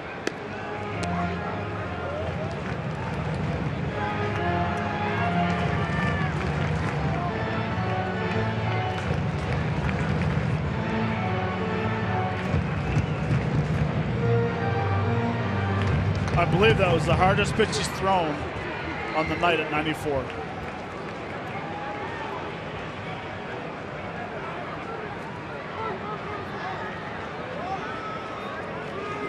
So what do you think he comes back with here after throwing a 94-mile-an-hour fastball? Something off speed. Usually when a hitter takes a big swing and he's right on the fastball, you come back with an off-speed pitch. Now the 2-2 pitch. The ball sputtered into the Indians' dugout.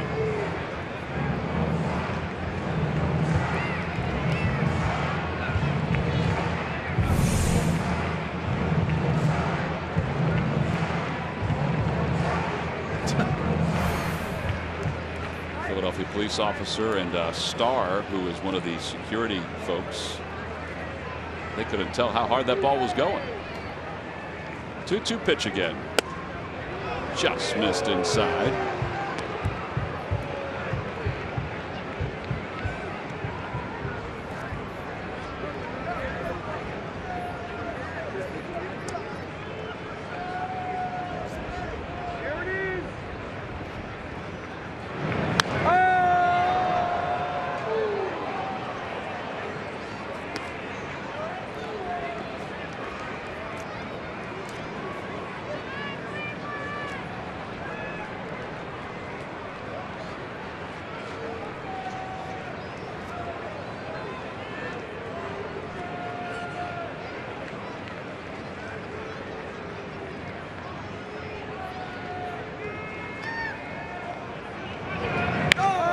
The hands and out toward Lindor. And the side is retired. I'll tell you, Kluber did not give Lowe any good pitches to hit. He did his best to fight them all off, but he goes down, and so do the Phils, and we'll go to the 8th inning in a 3-3 game.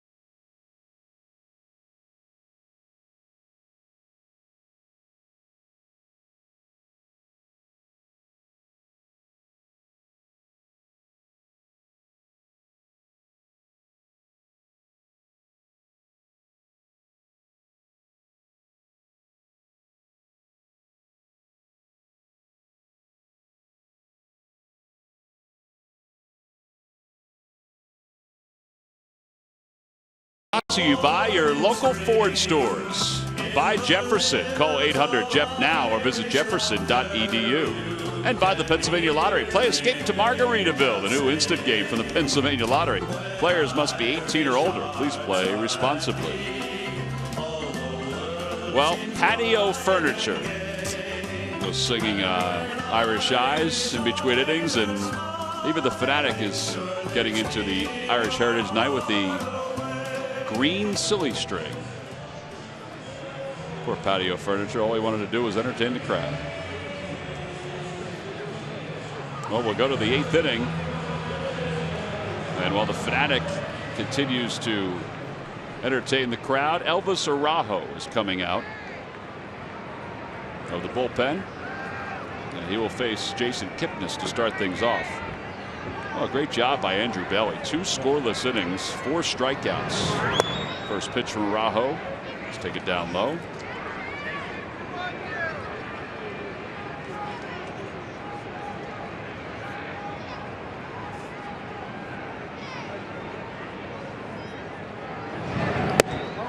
Inside.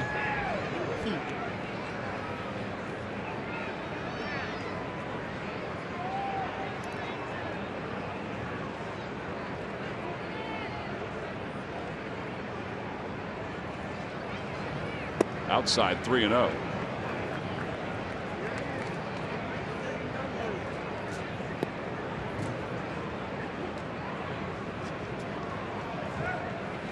Got to be careful in this situation. 3-0, green light.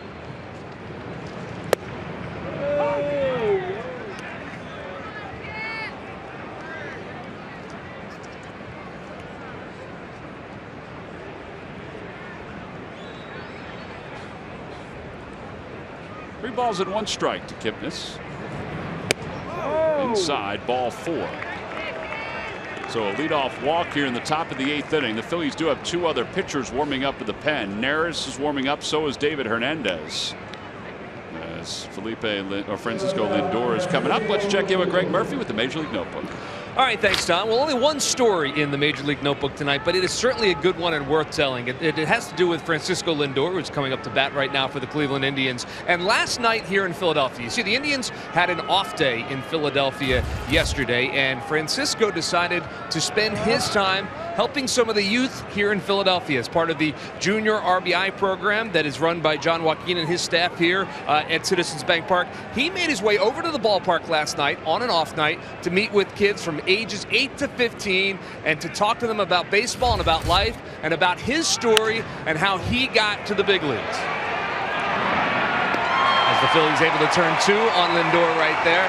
But it's such a great story because he had one purpose in mind. And keep in mind that it was an off day for the Cleveland Indians, and those are quite special during the season for Major League ball players. But he decided to come on over to the ballpark and talk to these kids because he wanted to get them the message that, hey, look, he grew up in Puerto Rico until he was age 12, and he came to Orlando. He said, I wasn't anything special as a kid, as a ball player, and I made it to the big leagues. And if you work hard, it can happen to you too. That was the message that he was trying to impart on the kids here in Philadelphia. He spent about an hour with them of his own time, his own volition, after being invited by the Phillies. So it's a terrific story. The 22-year-old certainly playing in the big leagues, but he gets it and willing to give back to some of the kids here in Philadelphia. So a tip of the cap to Francisco Lindor. Absolutely. You know, he learned from his dad. His dad was the one who told him to make sure that he passed it on, and that's what he's been able to do. And it's a great idea for the Phillies. You know, the Phillies players do a lot with the RBI program, and John's group does a fantastic job with a lot of the youth programs. And last year, Chris Archer from the Tampa Bay Rays did a similar meet and greet with some of the RBI players from the Philadelphia area, and it's nice to expose them to kids who have had the same opportunities in the RBI leagues and some of the Boys and Girls Clubs setups over the years. Off the outside corner, 2-1. And I think it's an unbelievable thing. Hats off for coming in on an off day to do that. I mean, those kids right now are sitting home and still talking about what they did yesterday at the Phillies ballpark, working on some drills. So, you know, hats off to the Major League ball players that do that, and any professional athlete. That one misses low, 3-1.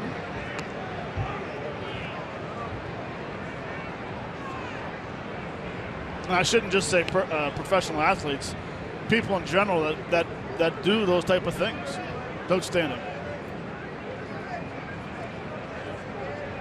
3 balls and 1 strike. That ball is lined out toward right field. Borges won't get it, and it is off the base of the wall.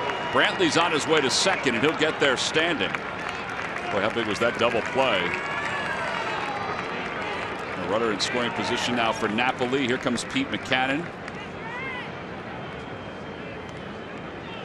He is going to do a double switch. Andres Blanco is going to come into the ball game.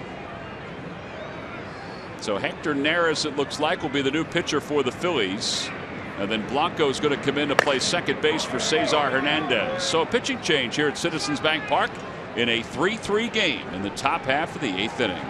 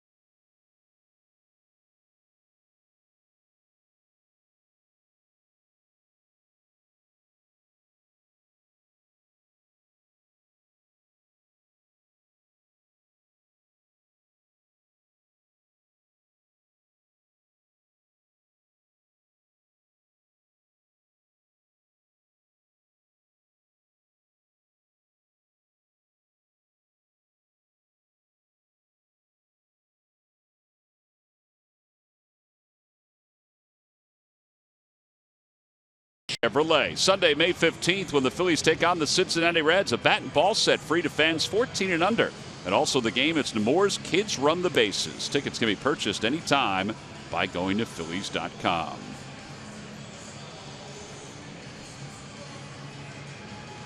Got to get yourself one of those blankets there, Matt.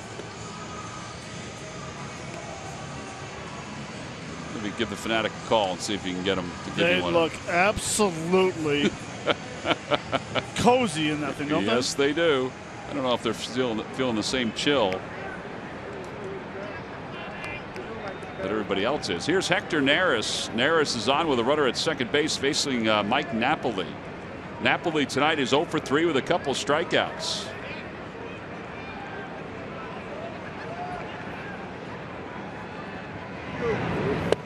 There's a split, and it's in there for a strike. It's 0-1. No, I've never seen a guy fall in love with one pitch as Hector Neris has with that split finger fastball. They've kind of force fed it to him.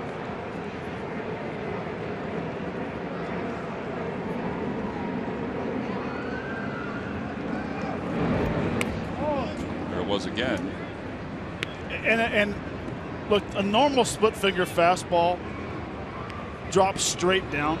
Hector Neris's goes left, right, straight down, up, left, right. It moves everywhere, and you can see the way that Carlos Ruiz stabs at that because it comes in like a knuckleball. There it is again. That's 3 in a row. Now that's what they want him to do. They want him to throw it 3 of every 4 pitches. I think he's going to throw it again. I mean, he has the fastball, but well, he has a very good fastball, but you know, until hitters start to learn, and you can see the grip right there. That is the true split finger fastball. Coming in and tumbles late. Until hitters start laying off it, keep on throwing it. well, he's thrown it 51% of the time, so it's more than the fastball, which is what we pointed out the other day. And he has a great fastball. He does. Swing and a miss. He got him 4 consecutive splits, and he gets the strikeout. The side is retired. No runs, 1 hit. 1 man left in scoring position. How about the Phillies bullpen? Give him a tip of the cap here tonight. We'll head to the bottom of the 8th inning. We're tied up at 3.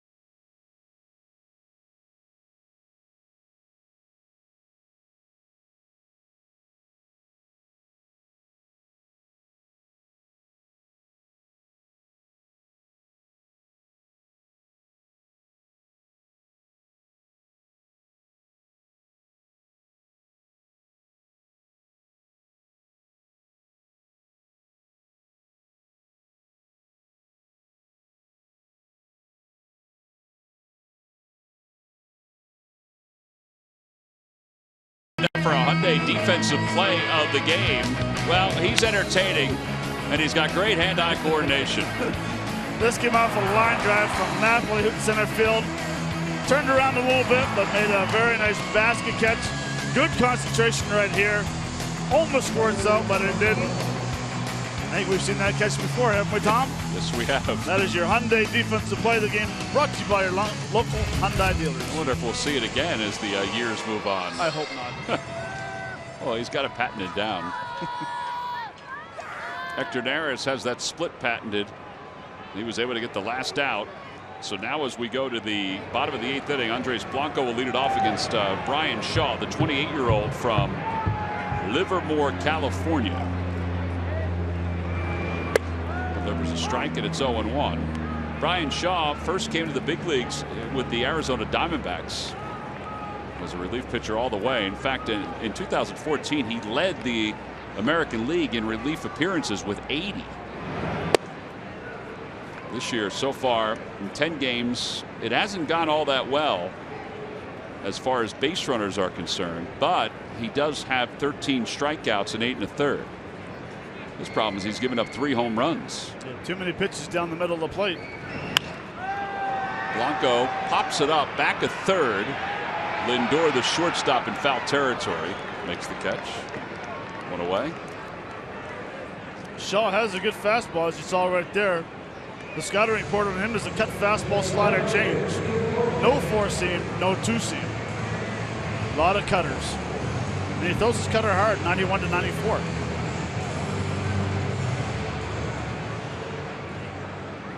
He has that quick leg kick that sometimes will get hitters to jump a lot.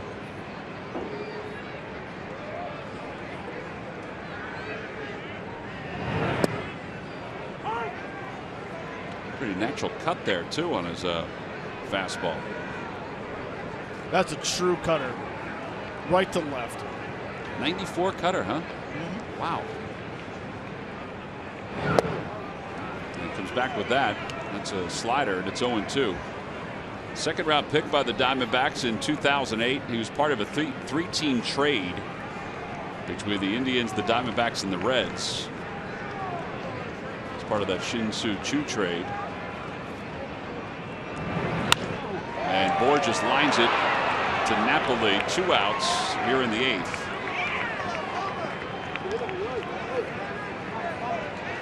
On the Toyota Major League scoreboard, the Nats and the Cards have gone to the bottom of the 4th inning. Washington leads at 5-2. Michael A. Taylor led off the game with a home run. Danny Espinosa has a 2-run home run. Boy, he's really been struggling.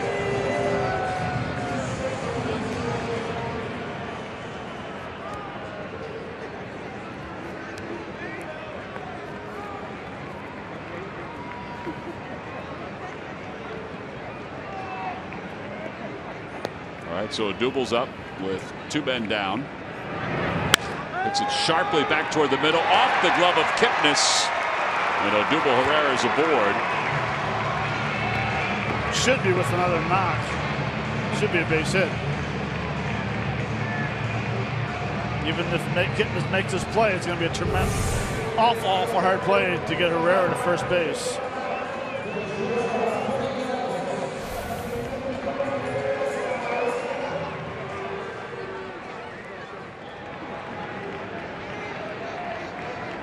Galvis 0 for 2 with a sac bunt.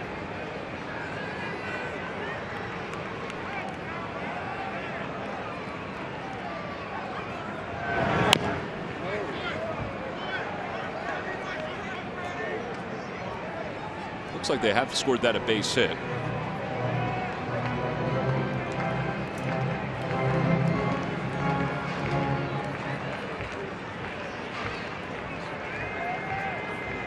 I would think Herrera is going to try to steal second base one of the next 2 pitches.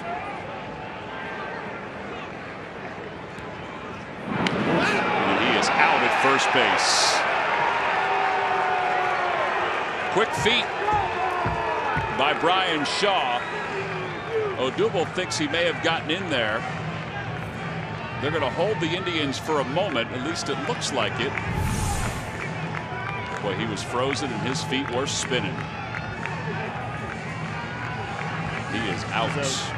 So they will not review that one. The Phillies have decided not to challenge it. We have completed 8 innings. We'll go to the 9th, still tied up at 3.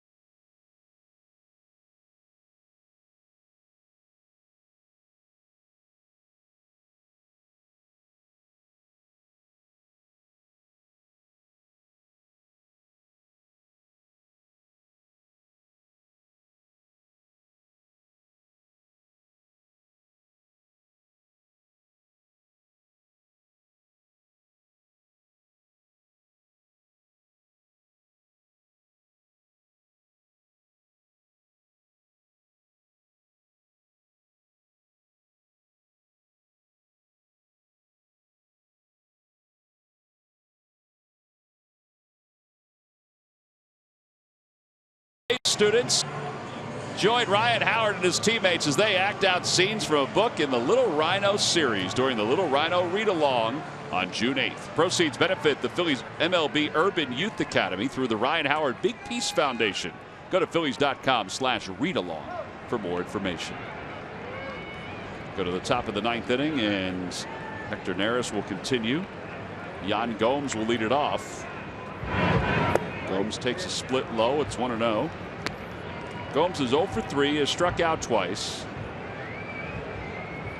He's also popped out. This is game 1 of 3 between the Phils and the Indians. Night game tomorrow, day game on Sunday. Well, that's the challenge right there. If you're going to look split, he can throw 93, 94.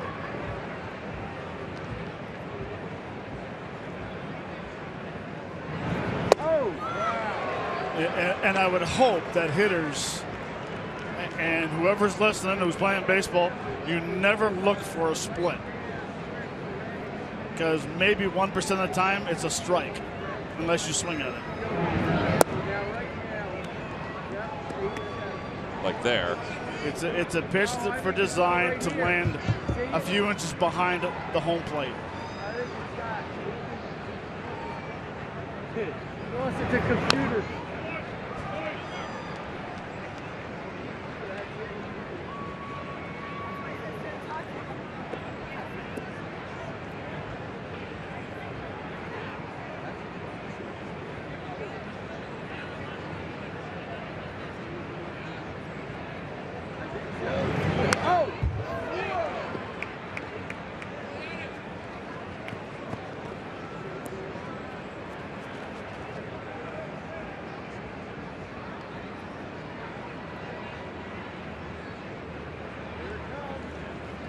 Two balls, 2 strikes.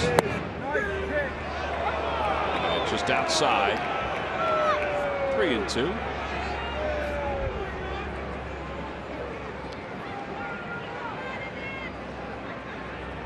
Chooch tried to bring that one back. He did. Got him. Wicked movement. Oh, it's amazing that that you have that much confidence in throwing it with three balls. 3 balls, 2 strikes. You throw a nasty split finger after just missing on a 2-2 fastball. I remember when he came up last year. Was it last year or the year before? Ruben Amaro said, "Wait till you see his split." And he wasn't throwing it with the same confidence that he's throwing with it now. You're going to see it again here. Marlon Byrd is 1 for 2. I should say 1 for 3. Doubled his first time up.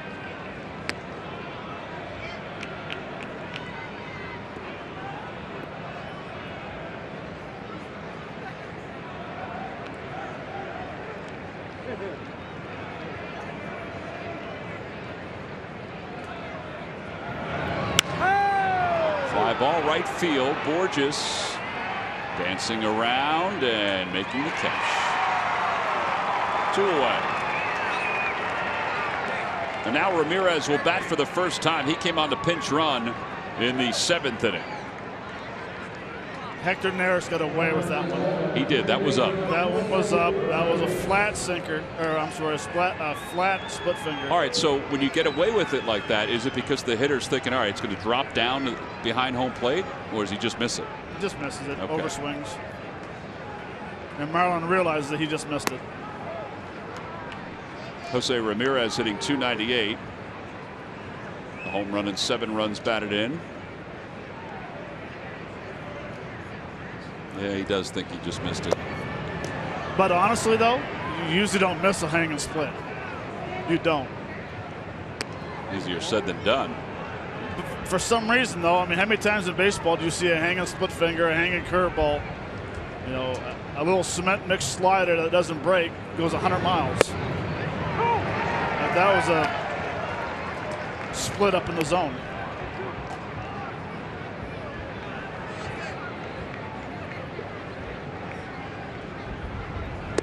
Outside, 3-1. Carlos Santana has come out in the on-deck circle to pinch hit. No, it's 2-2. The second pitch was a foul ball. I thought so too. Yeah, there's the umpire signaling 2-2. So 2 balls, 2 strikes. I was hoping he wouldn't throw a split finger 3-1.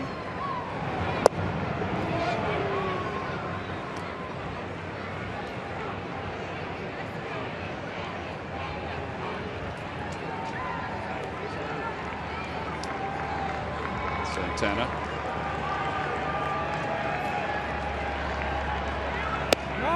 He just struck out 3 batters, 3 of the 4 batters that he faced in this outing.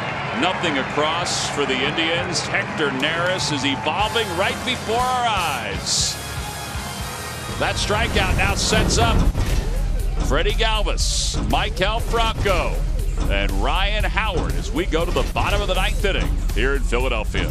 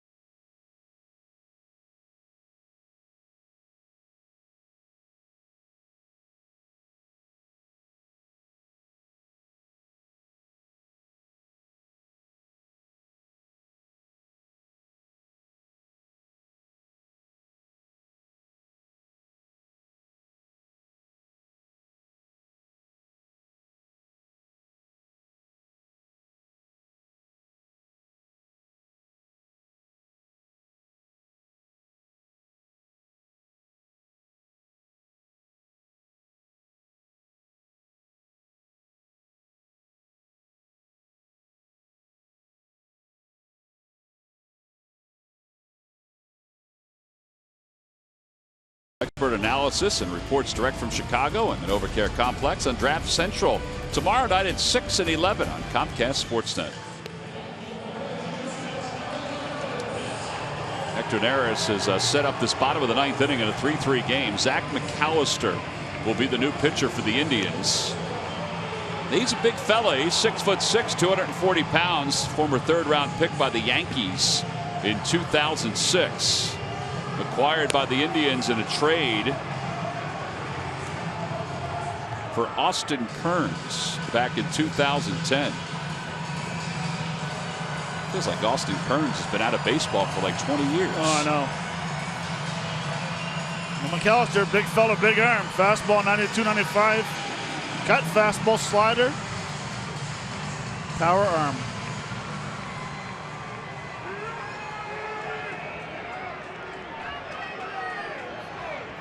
Freddie Galvis is 0 for 2. He was up when Odubel was picked off at first to end the bottom of the 8th inning. Freddie was trying to end this game with 1 swing. Freddie was trying to jump ship first pitch.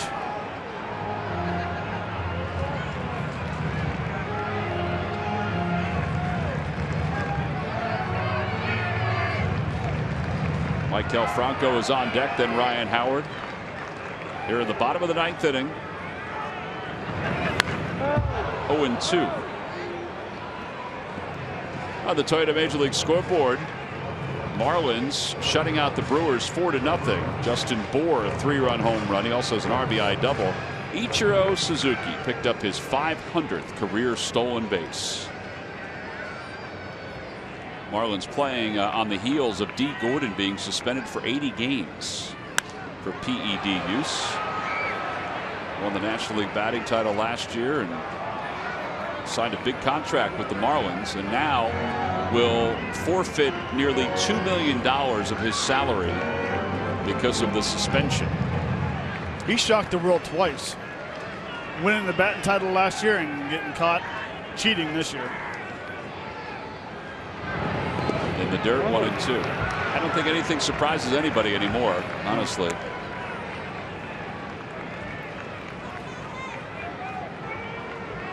I just find it funny how players think they can get away with it with a tremendous drug testing that the MLB has. Well, ball and 2 strikes to Galvis. He's off, and it's 2-2. The does spark conversation, though, about whether 80 games is enough or if it should be a little stricter. 80's a lot. My book, 80 games, no pay, and you can ex-nay the contract if they have a long deal contract. I don't know if it'll ever get to that point, but that's been part of the conversation today. Make you think twice of taking something illegal. Galvis strikes out, 1 away here in the 9th inning. Well, he decided to fire another fastball. That one came in at 95. So now Franco.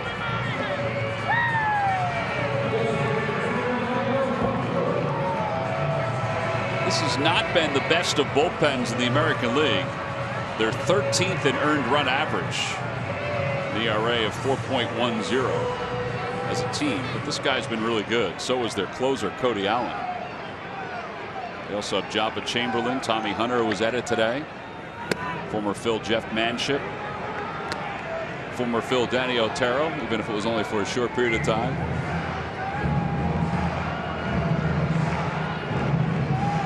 Didn't Manship get hurt last year?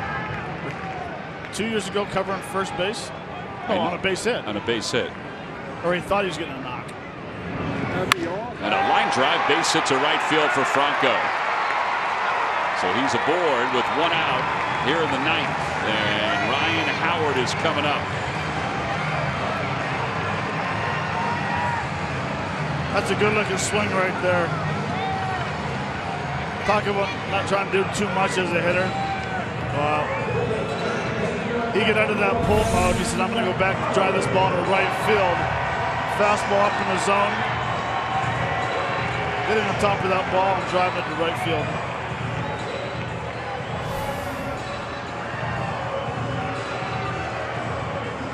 Ryan Howard is 2 for 3 in tonight's ball game.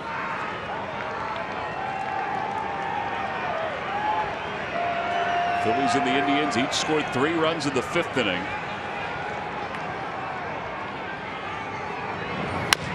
Tapper right side. Franco will get to second base. Nobody was covering third initially, but then Ramirez realized it, and he'll win the foot race with Franco. And Carlos Ruiz, you can hear the chooch in the background. The fans chanting his name as he comes to the plate. 4-3 on the putout. Looks like Terry Francona is going to walk Carlos Ruiz intentionally with Emmanuel Burris in the on-deck circle. What do you think of that, Matt? Well, it's happened to me a few times with him, so. No, actually, they're going after him. Okay, he put 4 fingers up. No, I just told him again.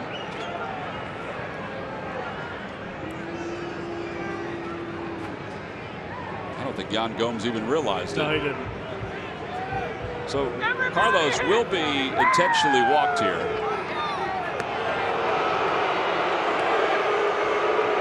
Callister better be a little careful with the way that ball came back there.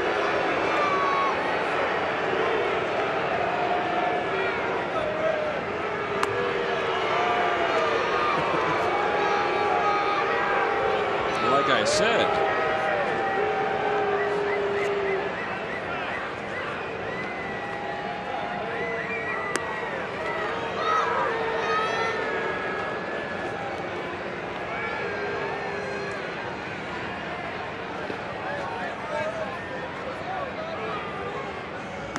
so Carlos is aboard, runners on first and second, and Emmanuel Burris will pinch hit. And to answer your question, I think it's the right move. Chooch has been swinging the bat well all year. And he's closer to an everyday player than Burris is at this point. Right. Emmanuel Burris, non-roster invitee this year, made the ball club out of spring training. 22 plate appearances. He's hitting under 100.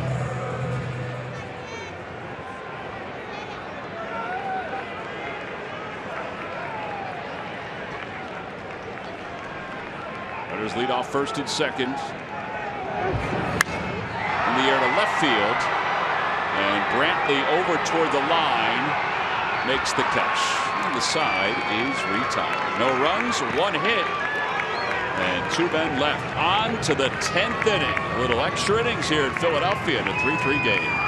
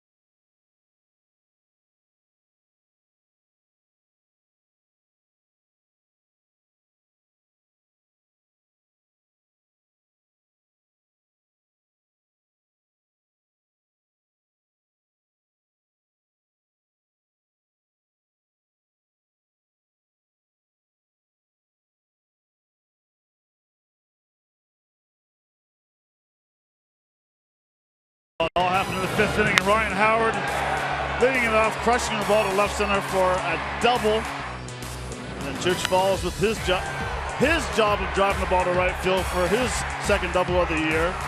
Makes it 3-1 right there. Then Cesar Hernandez hit the ball to first base for an error, and then Dave Below crushes the ball to right field for a base hit to score Chooch. Then Darren doesn't get an RBI. It's a 6-4-3 double play. But to make it 3-3, and that's where we stand right now, heading in the top of the 10th.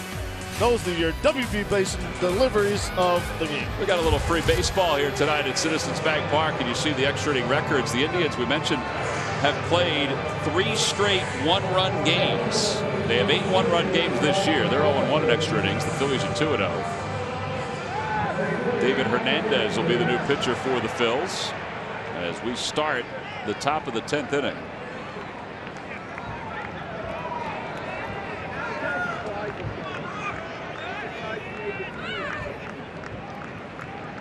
Hernandez 0-1, a 4.82 ERA. Tyler Naquin will be the pinch hitter for the Indians. And he takes outside. It's 1-0. Naquin has had a decent year. 13 hits in 39 at-bats. He's hit in 8 consecutive games. He'll play a little outfield. He's got a chance to play more because of Brantley's injury to start the year.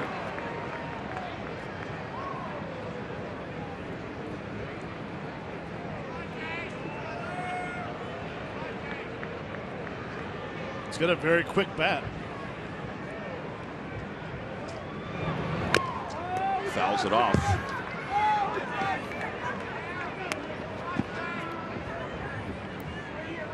Indians took Naquin in the 1st round in 2012 out of Texas A&M. In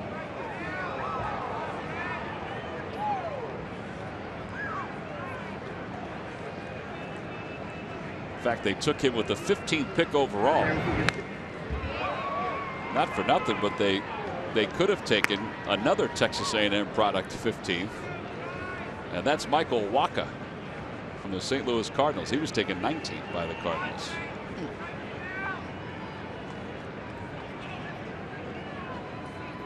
But nobody else ahead of those guys in that 1st round have made it to the big leagues yet. Fastball upstairs, and it's 2-2.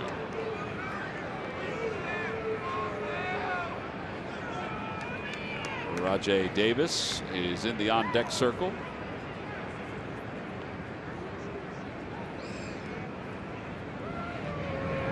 Swing and a miss. 1 away. Hernandez gets a strikeout.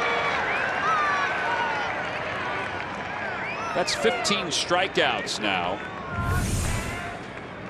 This is just old school fastball. If you can hit it, you can hit it.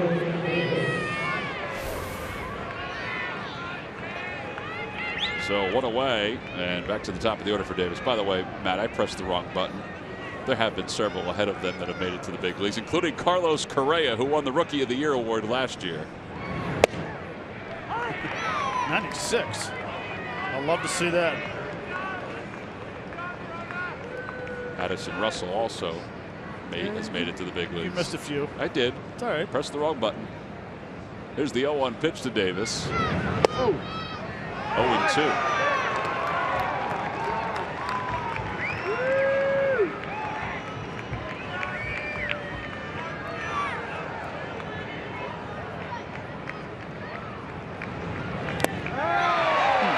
Phillies bullpen is coming out and striking guys out here tonight. 15 strikeouts for the pen.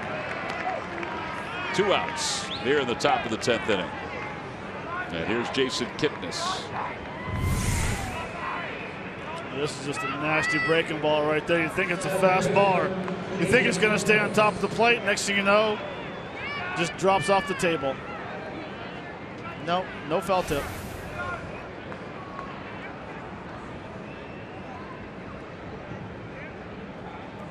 Kipnis homered back in the 5th inning. Walked his last time up. He takes outside.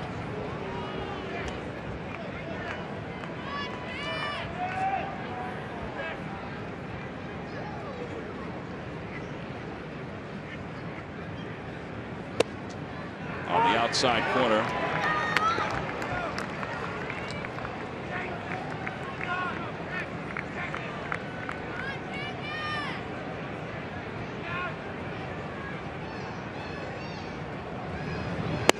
Good pitch. Oh, really good pitch. 95. David just got to shrug his shoulders a little bit.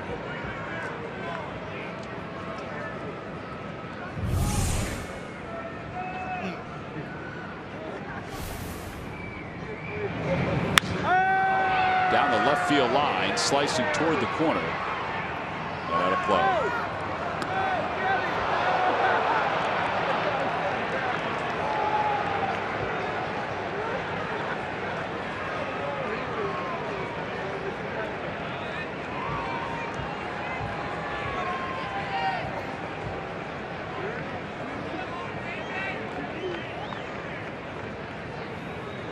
Swing and a miss. He got him.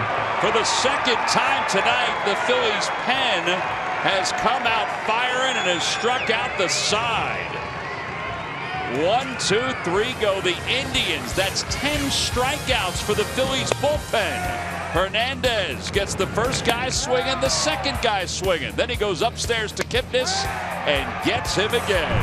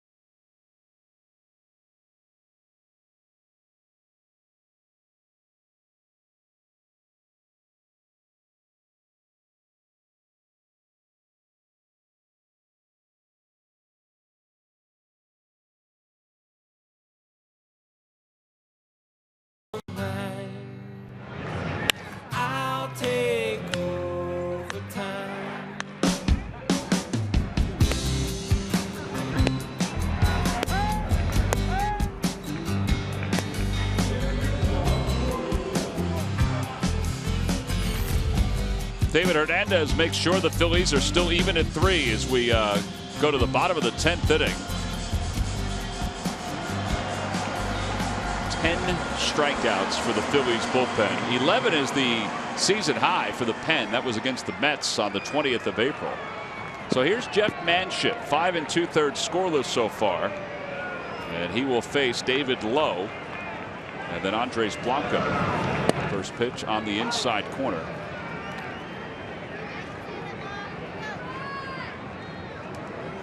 David Lowe tonight is 1 for 3. Singled home a run. Back to the 5th inning. Off the end of the bat, a flare down the left field line. If it's fair, it's trouble. It's a fair ball! And Lowe will stop at first base. And he's aboard. Good choice. Very good choice.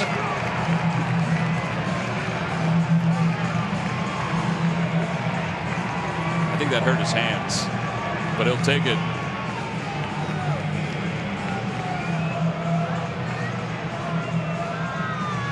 Well, it's a tremendous thing, especially when your outfielders are playing so deep. Prevent the double. Then all of a sudden you take a big swing and it's off the end of the bat. Absolutely perfect placement.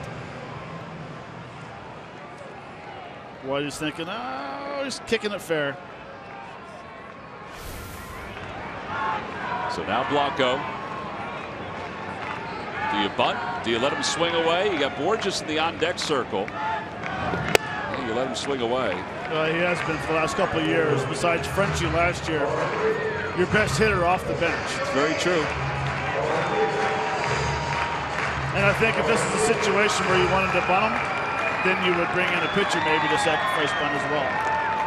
1 ball and no strikes to Blanco. He popped out his only time up. 2-0. Manship looked like he got his foot caught. And I shouldn't say as a pitcher, I should say as a late inning hitter.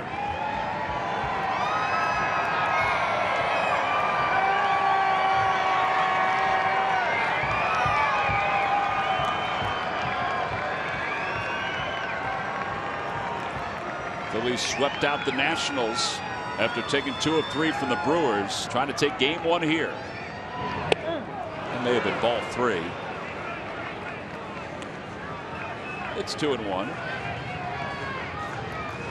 Well, any base hit to the gaps, game is over. Lowe runs well. He does. And they're straight away, so they're giving the gaps. Bird is fairly deep in right, but everybody, the other 2 guys are in a little bit. 2 balls and 1 strike. Lowe not a big lead. Lowe can still go first to third on a ball hit to right field, even if he has that short lead.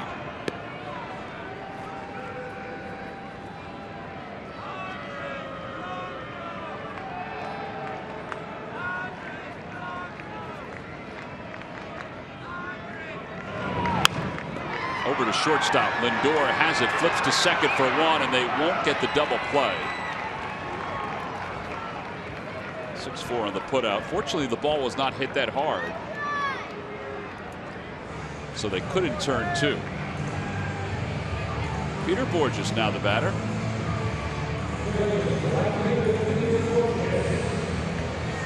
Well, if anybody is due a little ray of sunshine, it's this gentleman right here.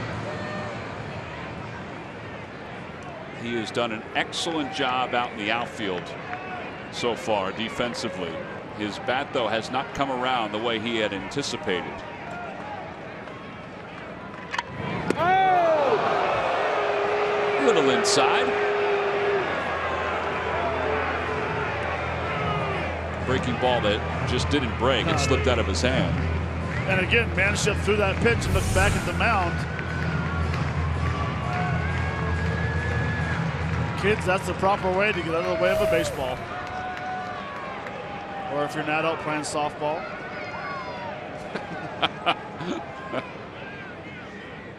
If you're an adult playing softball, you should shuffle back a step and whack it.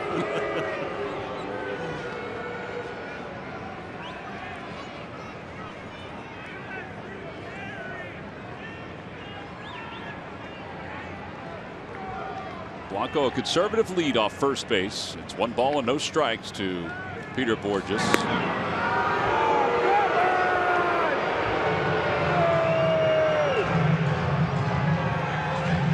Whitey doesn't take a real big lead at first base, but what he does very well is he has a great secondary lead.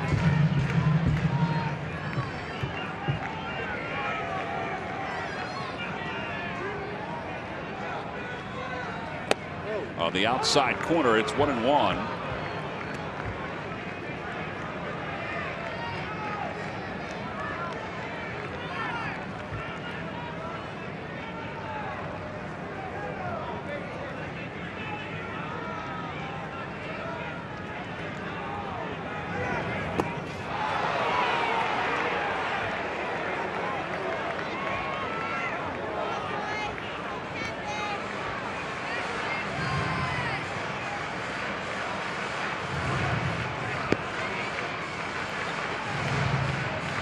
One ball and 2 strikes to Borges.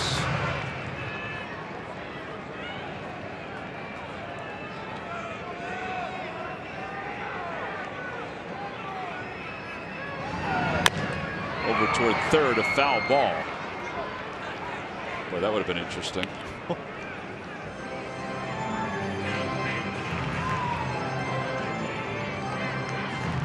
Although it would have been more interesting if it was low at first base, because he has better speed than Andres Blanco. Here in the bottom of the 10th inning, 3-3 game. The Phils and the Indians, game 1 of this 3-game series.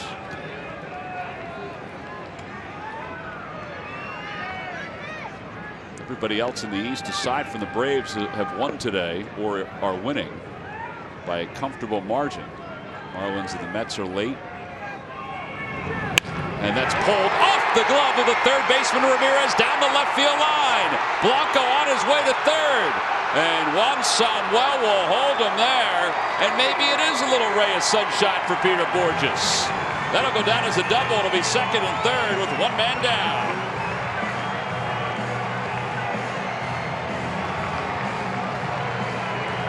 Well, I did a nice job staying on that breaking pitch.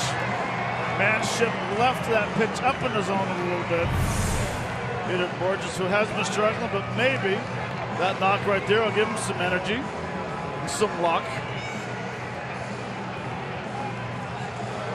That ball was inches away from getting by Brantley. Yeah, Brantley was trying to play it off the carom down by the ball girl in left field.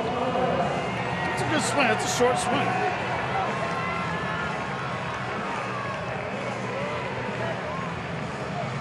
The bench thought there may be a chance.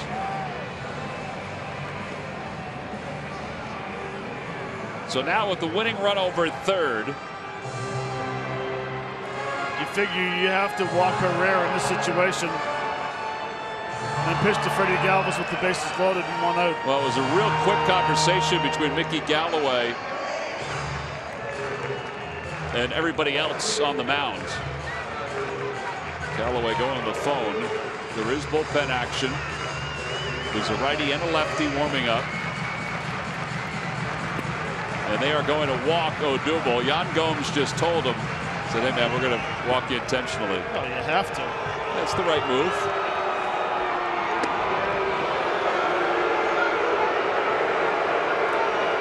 The man is a walking machine. Cody Allen, the closer, is now the only guy warming up. There was a lefty warming up a moment ago.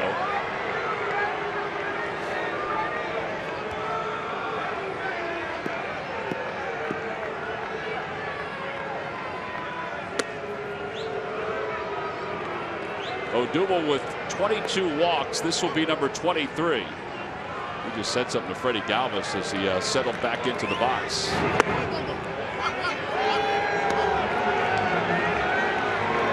Pretty good chance it's going to be a pitch change. Well, this is April 17th. Freddie Galvis against Jonathan Papelbon the opposite way. That was the final game of that 3-game series. The Phillies had lost the other 2. Freddie said he knew how to approach Jonathan Papelbon. Well, now he's going to have to think a little bit because he's not going to approach Jeff Manship. They're going to go to their closer, Cody Allen, with the bases loaded and one man down. You got one closer. Might as well do it again. All right, that's optimistic.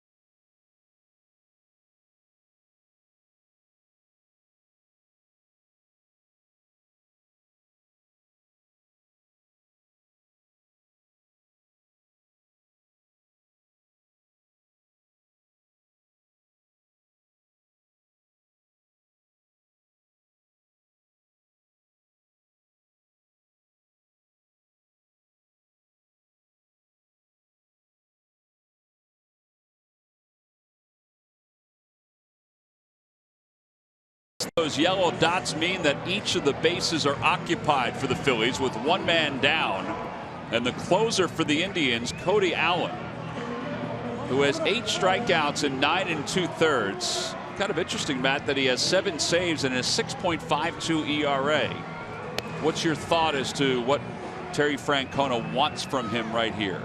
That's what he was looking for right there. You're bringing your horse, you're bringing your closer, strikeout guy who throws mid-90s. You're looking for a punch out right here.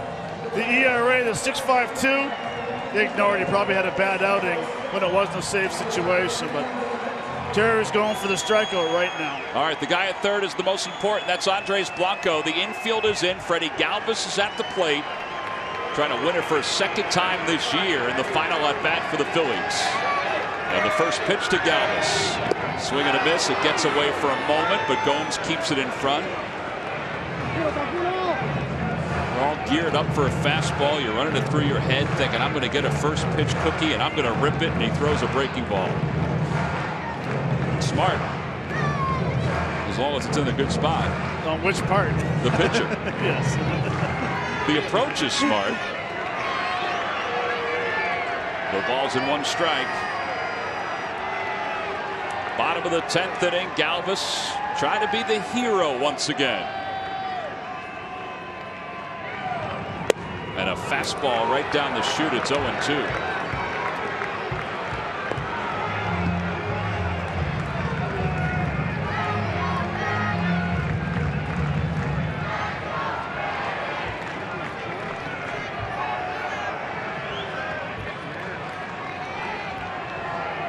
Cody Allen is set to go. So is Galvis. The 0-2 pitch coming with the bases loaded. And he whacks it foul, and it remains no balls and 2 strikes.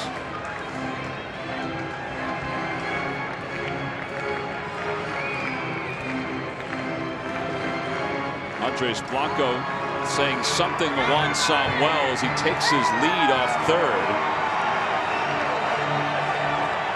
This has been a nice run for the Phils, and they're hoping to keep the run going. It's no balls and 2 strikes to Galvis with the bases loaded here at the bottom of the 10th inning in a tie game. And he loops it foul over the Indians dugout.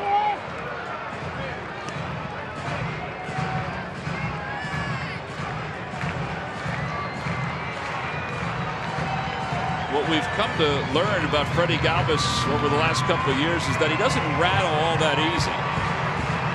In fact, he's kind of embraced these opportunities. Aroldis Chapman, Jonathan Papelbon. Maybe he'll put Cody Allen in his book as well. He's set to go. And the 0-2 pitch. He hits it foul off his foot. And it remains 0-2.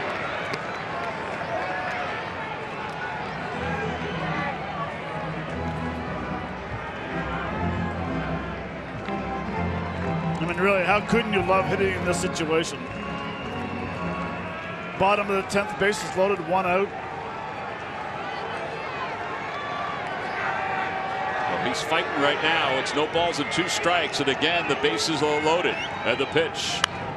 Again, he stays alive. That one up to the Hall of Fame club.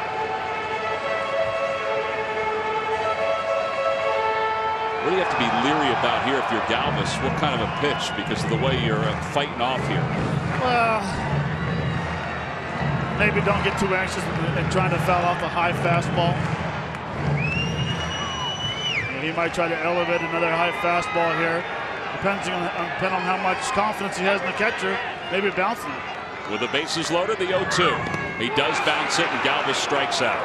2 away. So it's left now to Maikel Franco.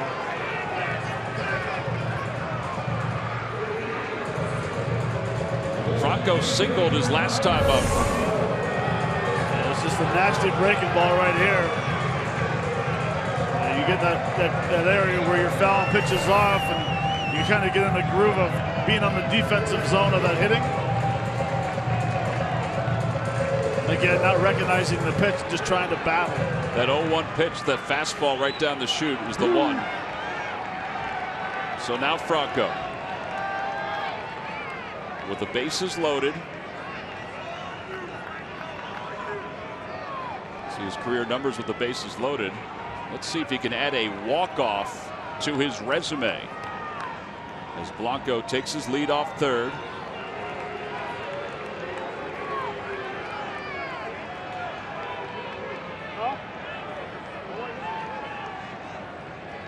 They walked Odubel Herrera to load up the bases, then got their closer, who struck out Freddie Galvis. And now the pitch to Franco. And he takes a breaking ball, and it's a strike. It's 0-1. Well, I think we found his trick pitch. That breaking ball is a good pitch.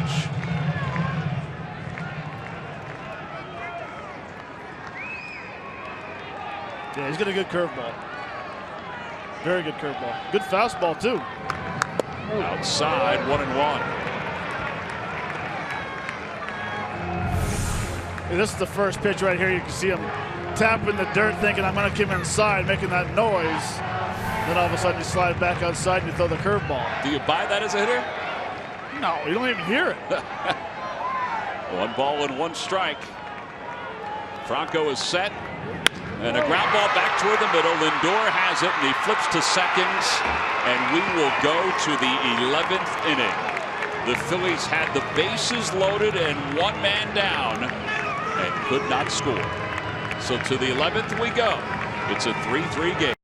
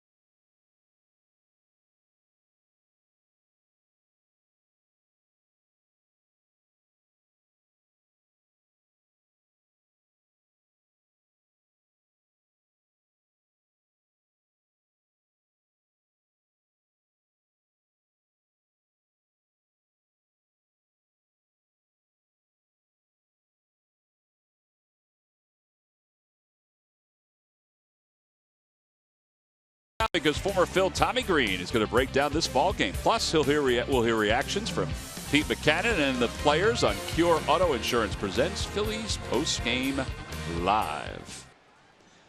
Well, a golden opportunity for the Phils in their half of the 10th inning, but they did not score, so we are on to the 11th. Francisco Lindor hits one back toward the middle. Freddie Galvis around the second base bag, throws him out. 1 away. Pretty comfortable pitching right there by David Hernandez.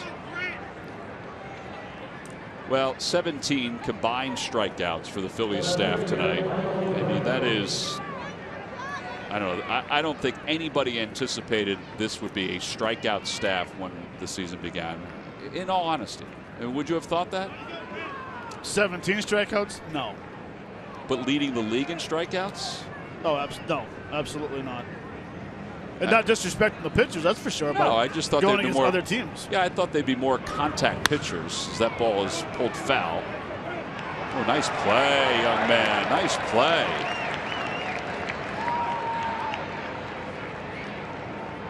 Attaboy. Oh, even slow-mo it for him. There's the check mark right there. The old check mark. Yep, we'll see him at the end of the season. Fans plays of the year. Good pitch. 0-2.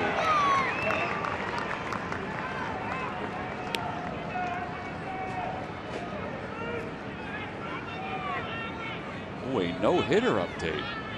Miami is no-hitting Milwaukee. Adam Conley threw 7. 6 punch outs. Ryan Howard makes that catch. 2 outs.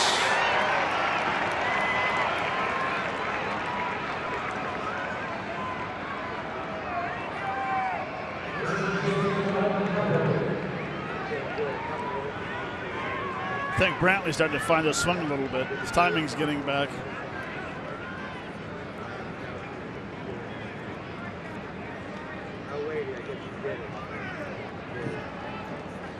Napoli 0 for 4. He has struck out 3 times tonight. First pitch is off the glove of Ruiz. 1 ball, no strikes.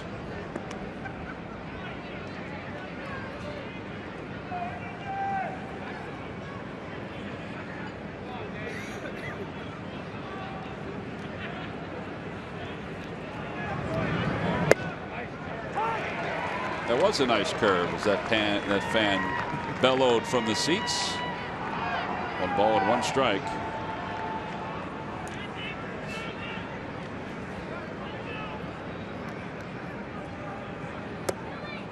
Well, that one's a little low, and it's 2-1.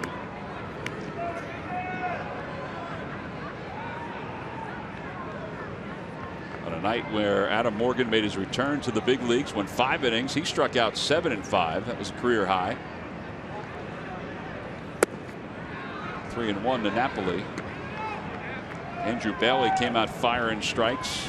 He struck out the first 4 batters that he faced. He pitched 2 scoreless. Elvis Araujo and Hector Neris, they combined to throw 2 scoreless, and now it's David Hernandez who's got an inning and 2/3. He's run the count full, 3-2. To Mike Napoli, who is still smarting from a ball hit by Cesar Hernandez earlier in the game.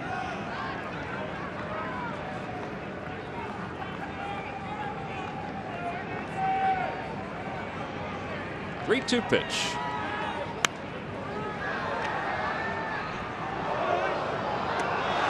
You can tell every time Napoli takes a swing, even on that one, right at the point of contact, you can tell the pain goes from that hand where he hit that Hernandez hit that ball off his wrist or off his thumb.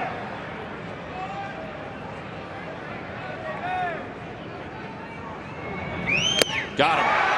Foul tip. Napoli has rung up 4 strikeouts for Hernandez. 18 strikeouts tonight. It's the most by the Phillies pitching staff since they had 19 back in 2014. We're on to the bottom of the 11th, all tied at 3.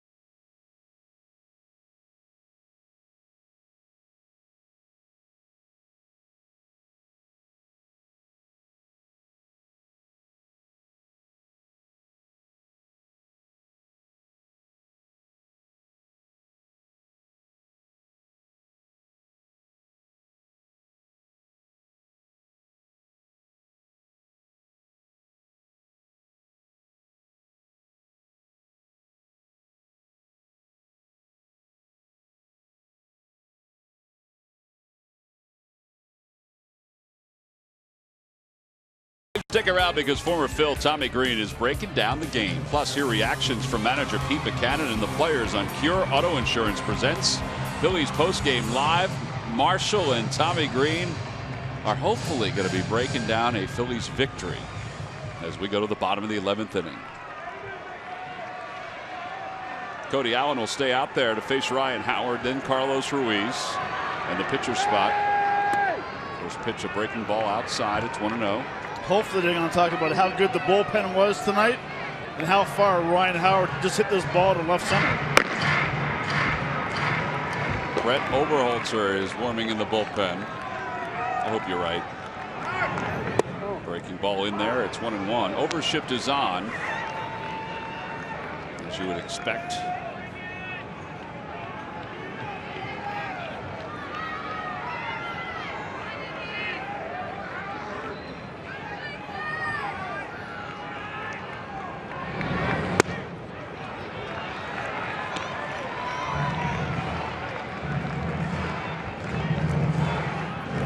Here it comes, Tom, right here.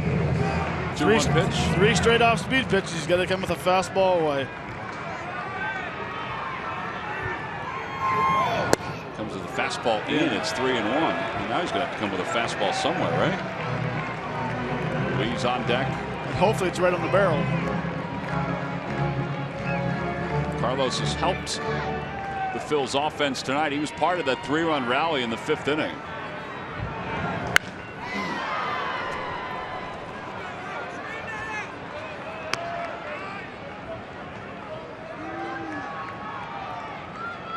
Phillies with 3 runs on 9 hits. The Indians 3 runs on 6 hits.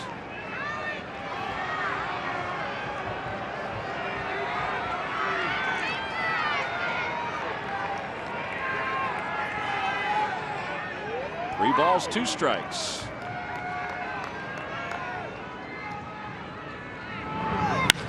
In the air to right field. That one is gone! Game-winning home run for Ryan Howard! Here in the bottom of the 11th inning, the Phillies get a chance to celebrate. Ryan Howard wins it 4-3. And they are waiting for him at home plate. Way to prognosticate there, Matt Stairs. Attaboy, Ryan Howard. Good for him. His last walk-off home run was back in May of 2014. We waited until the 11th inning to give out some money also. Neil Fossbetter of Percy has just won $200 in the McDonald's home run jackpots.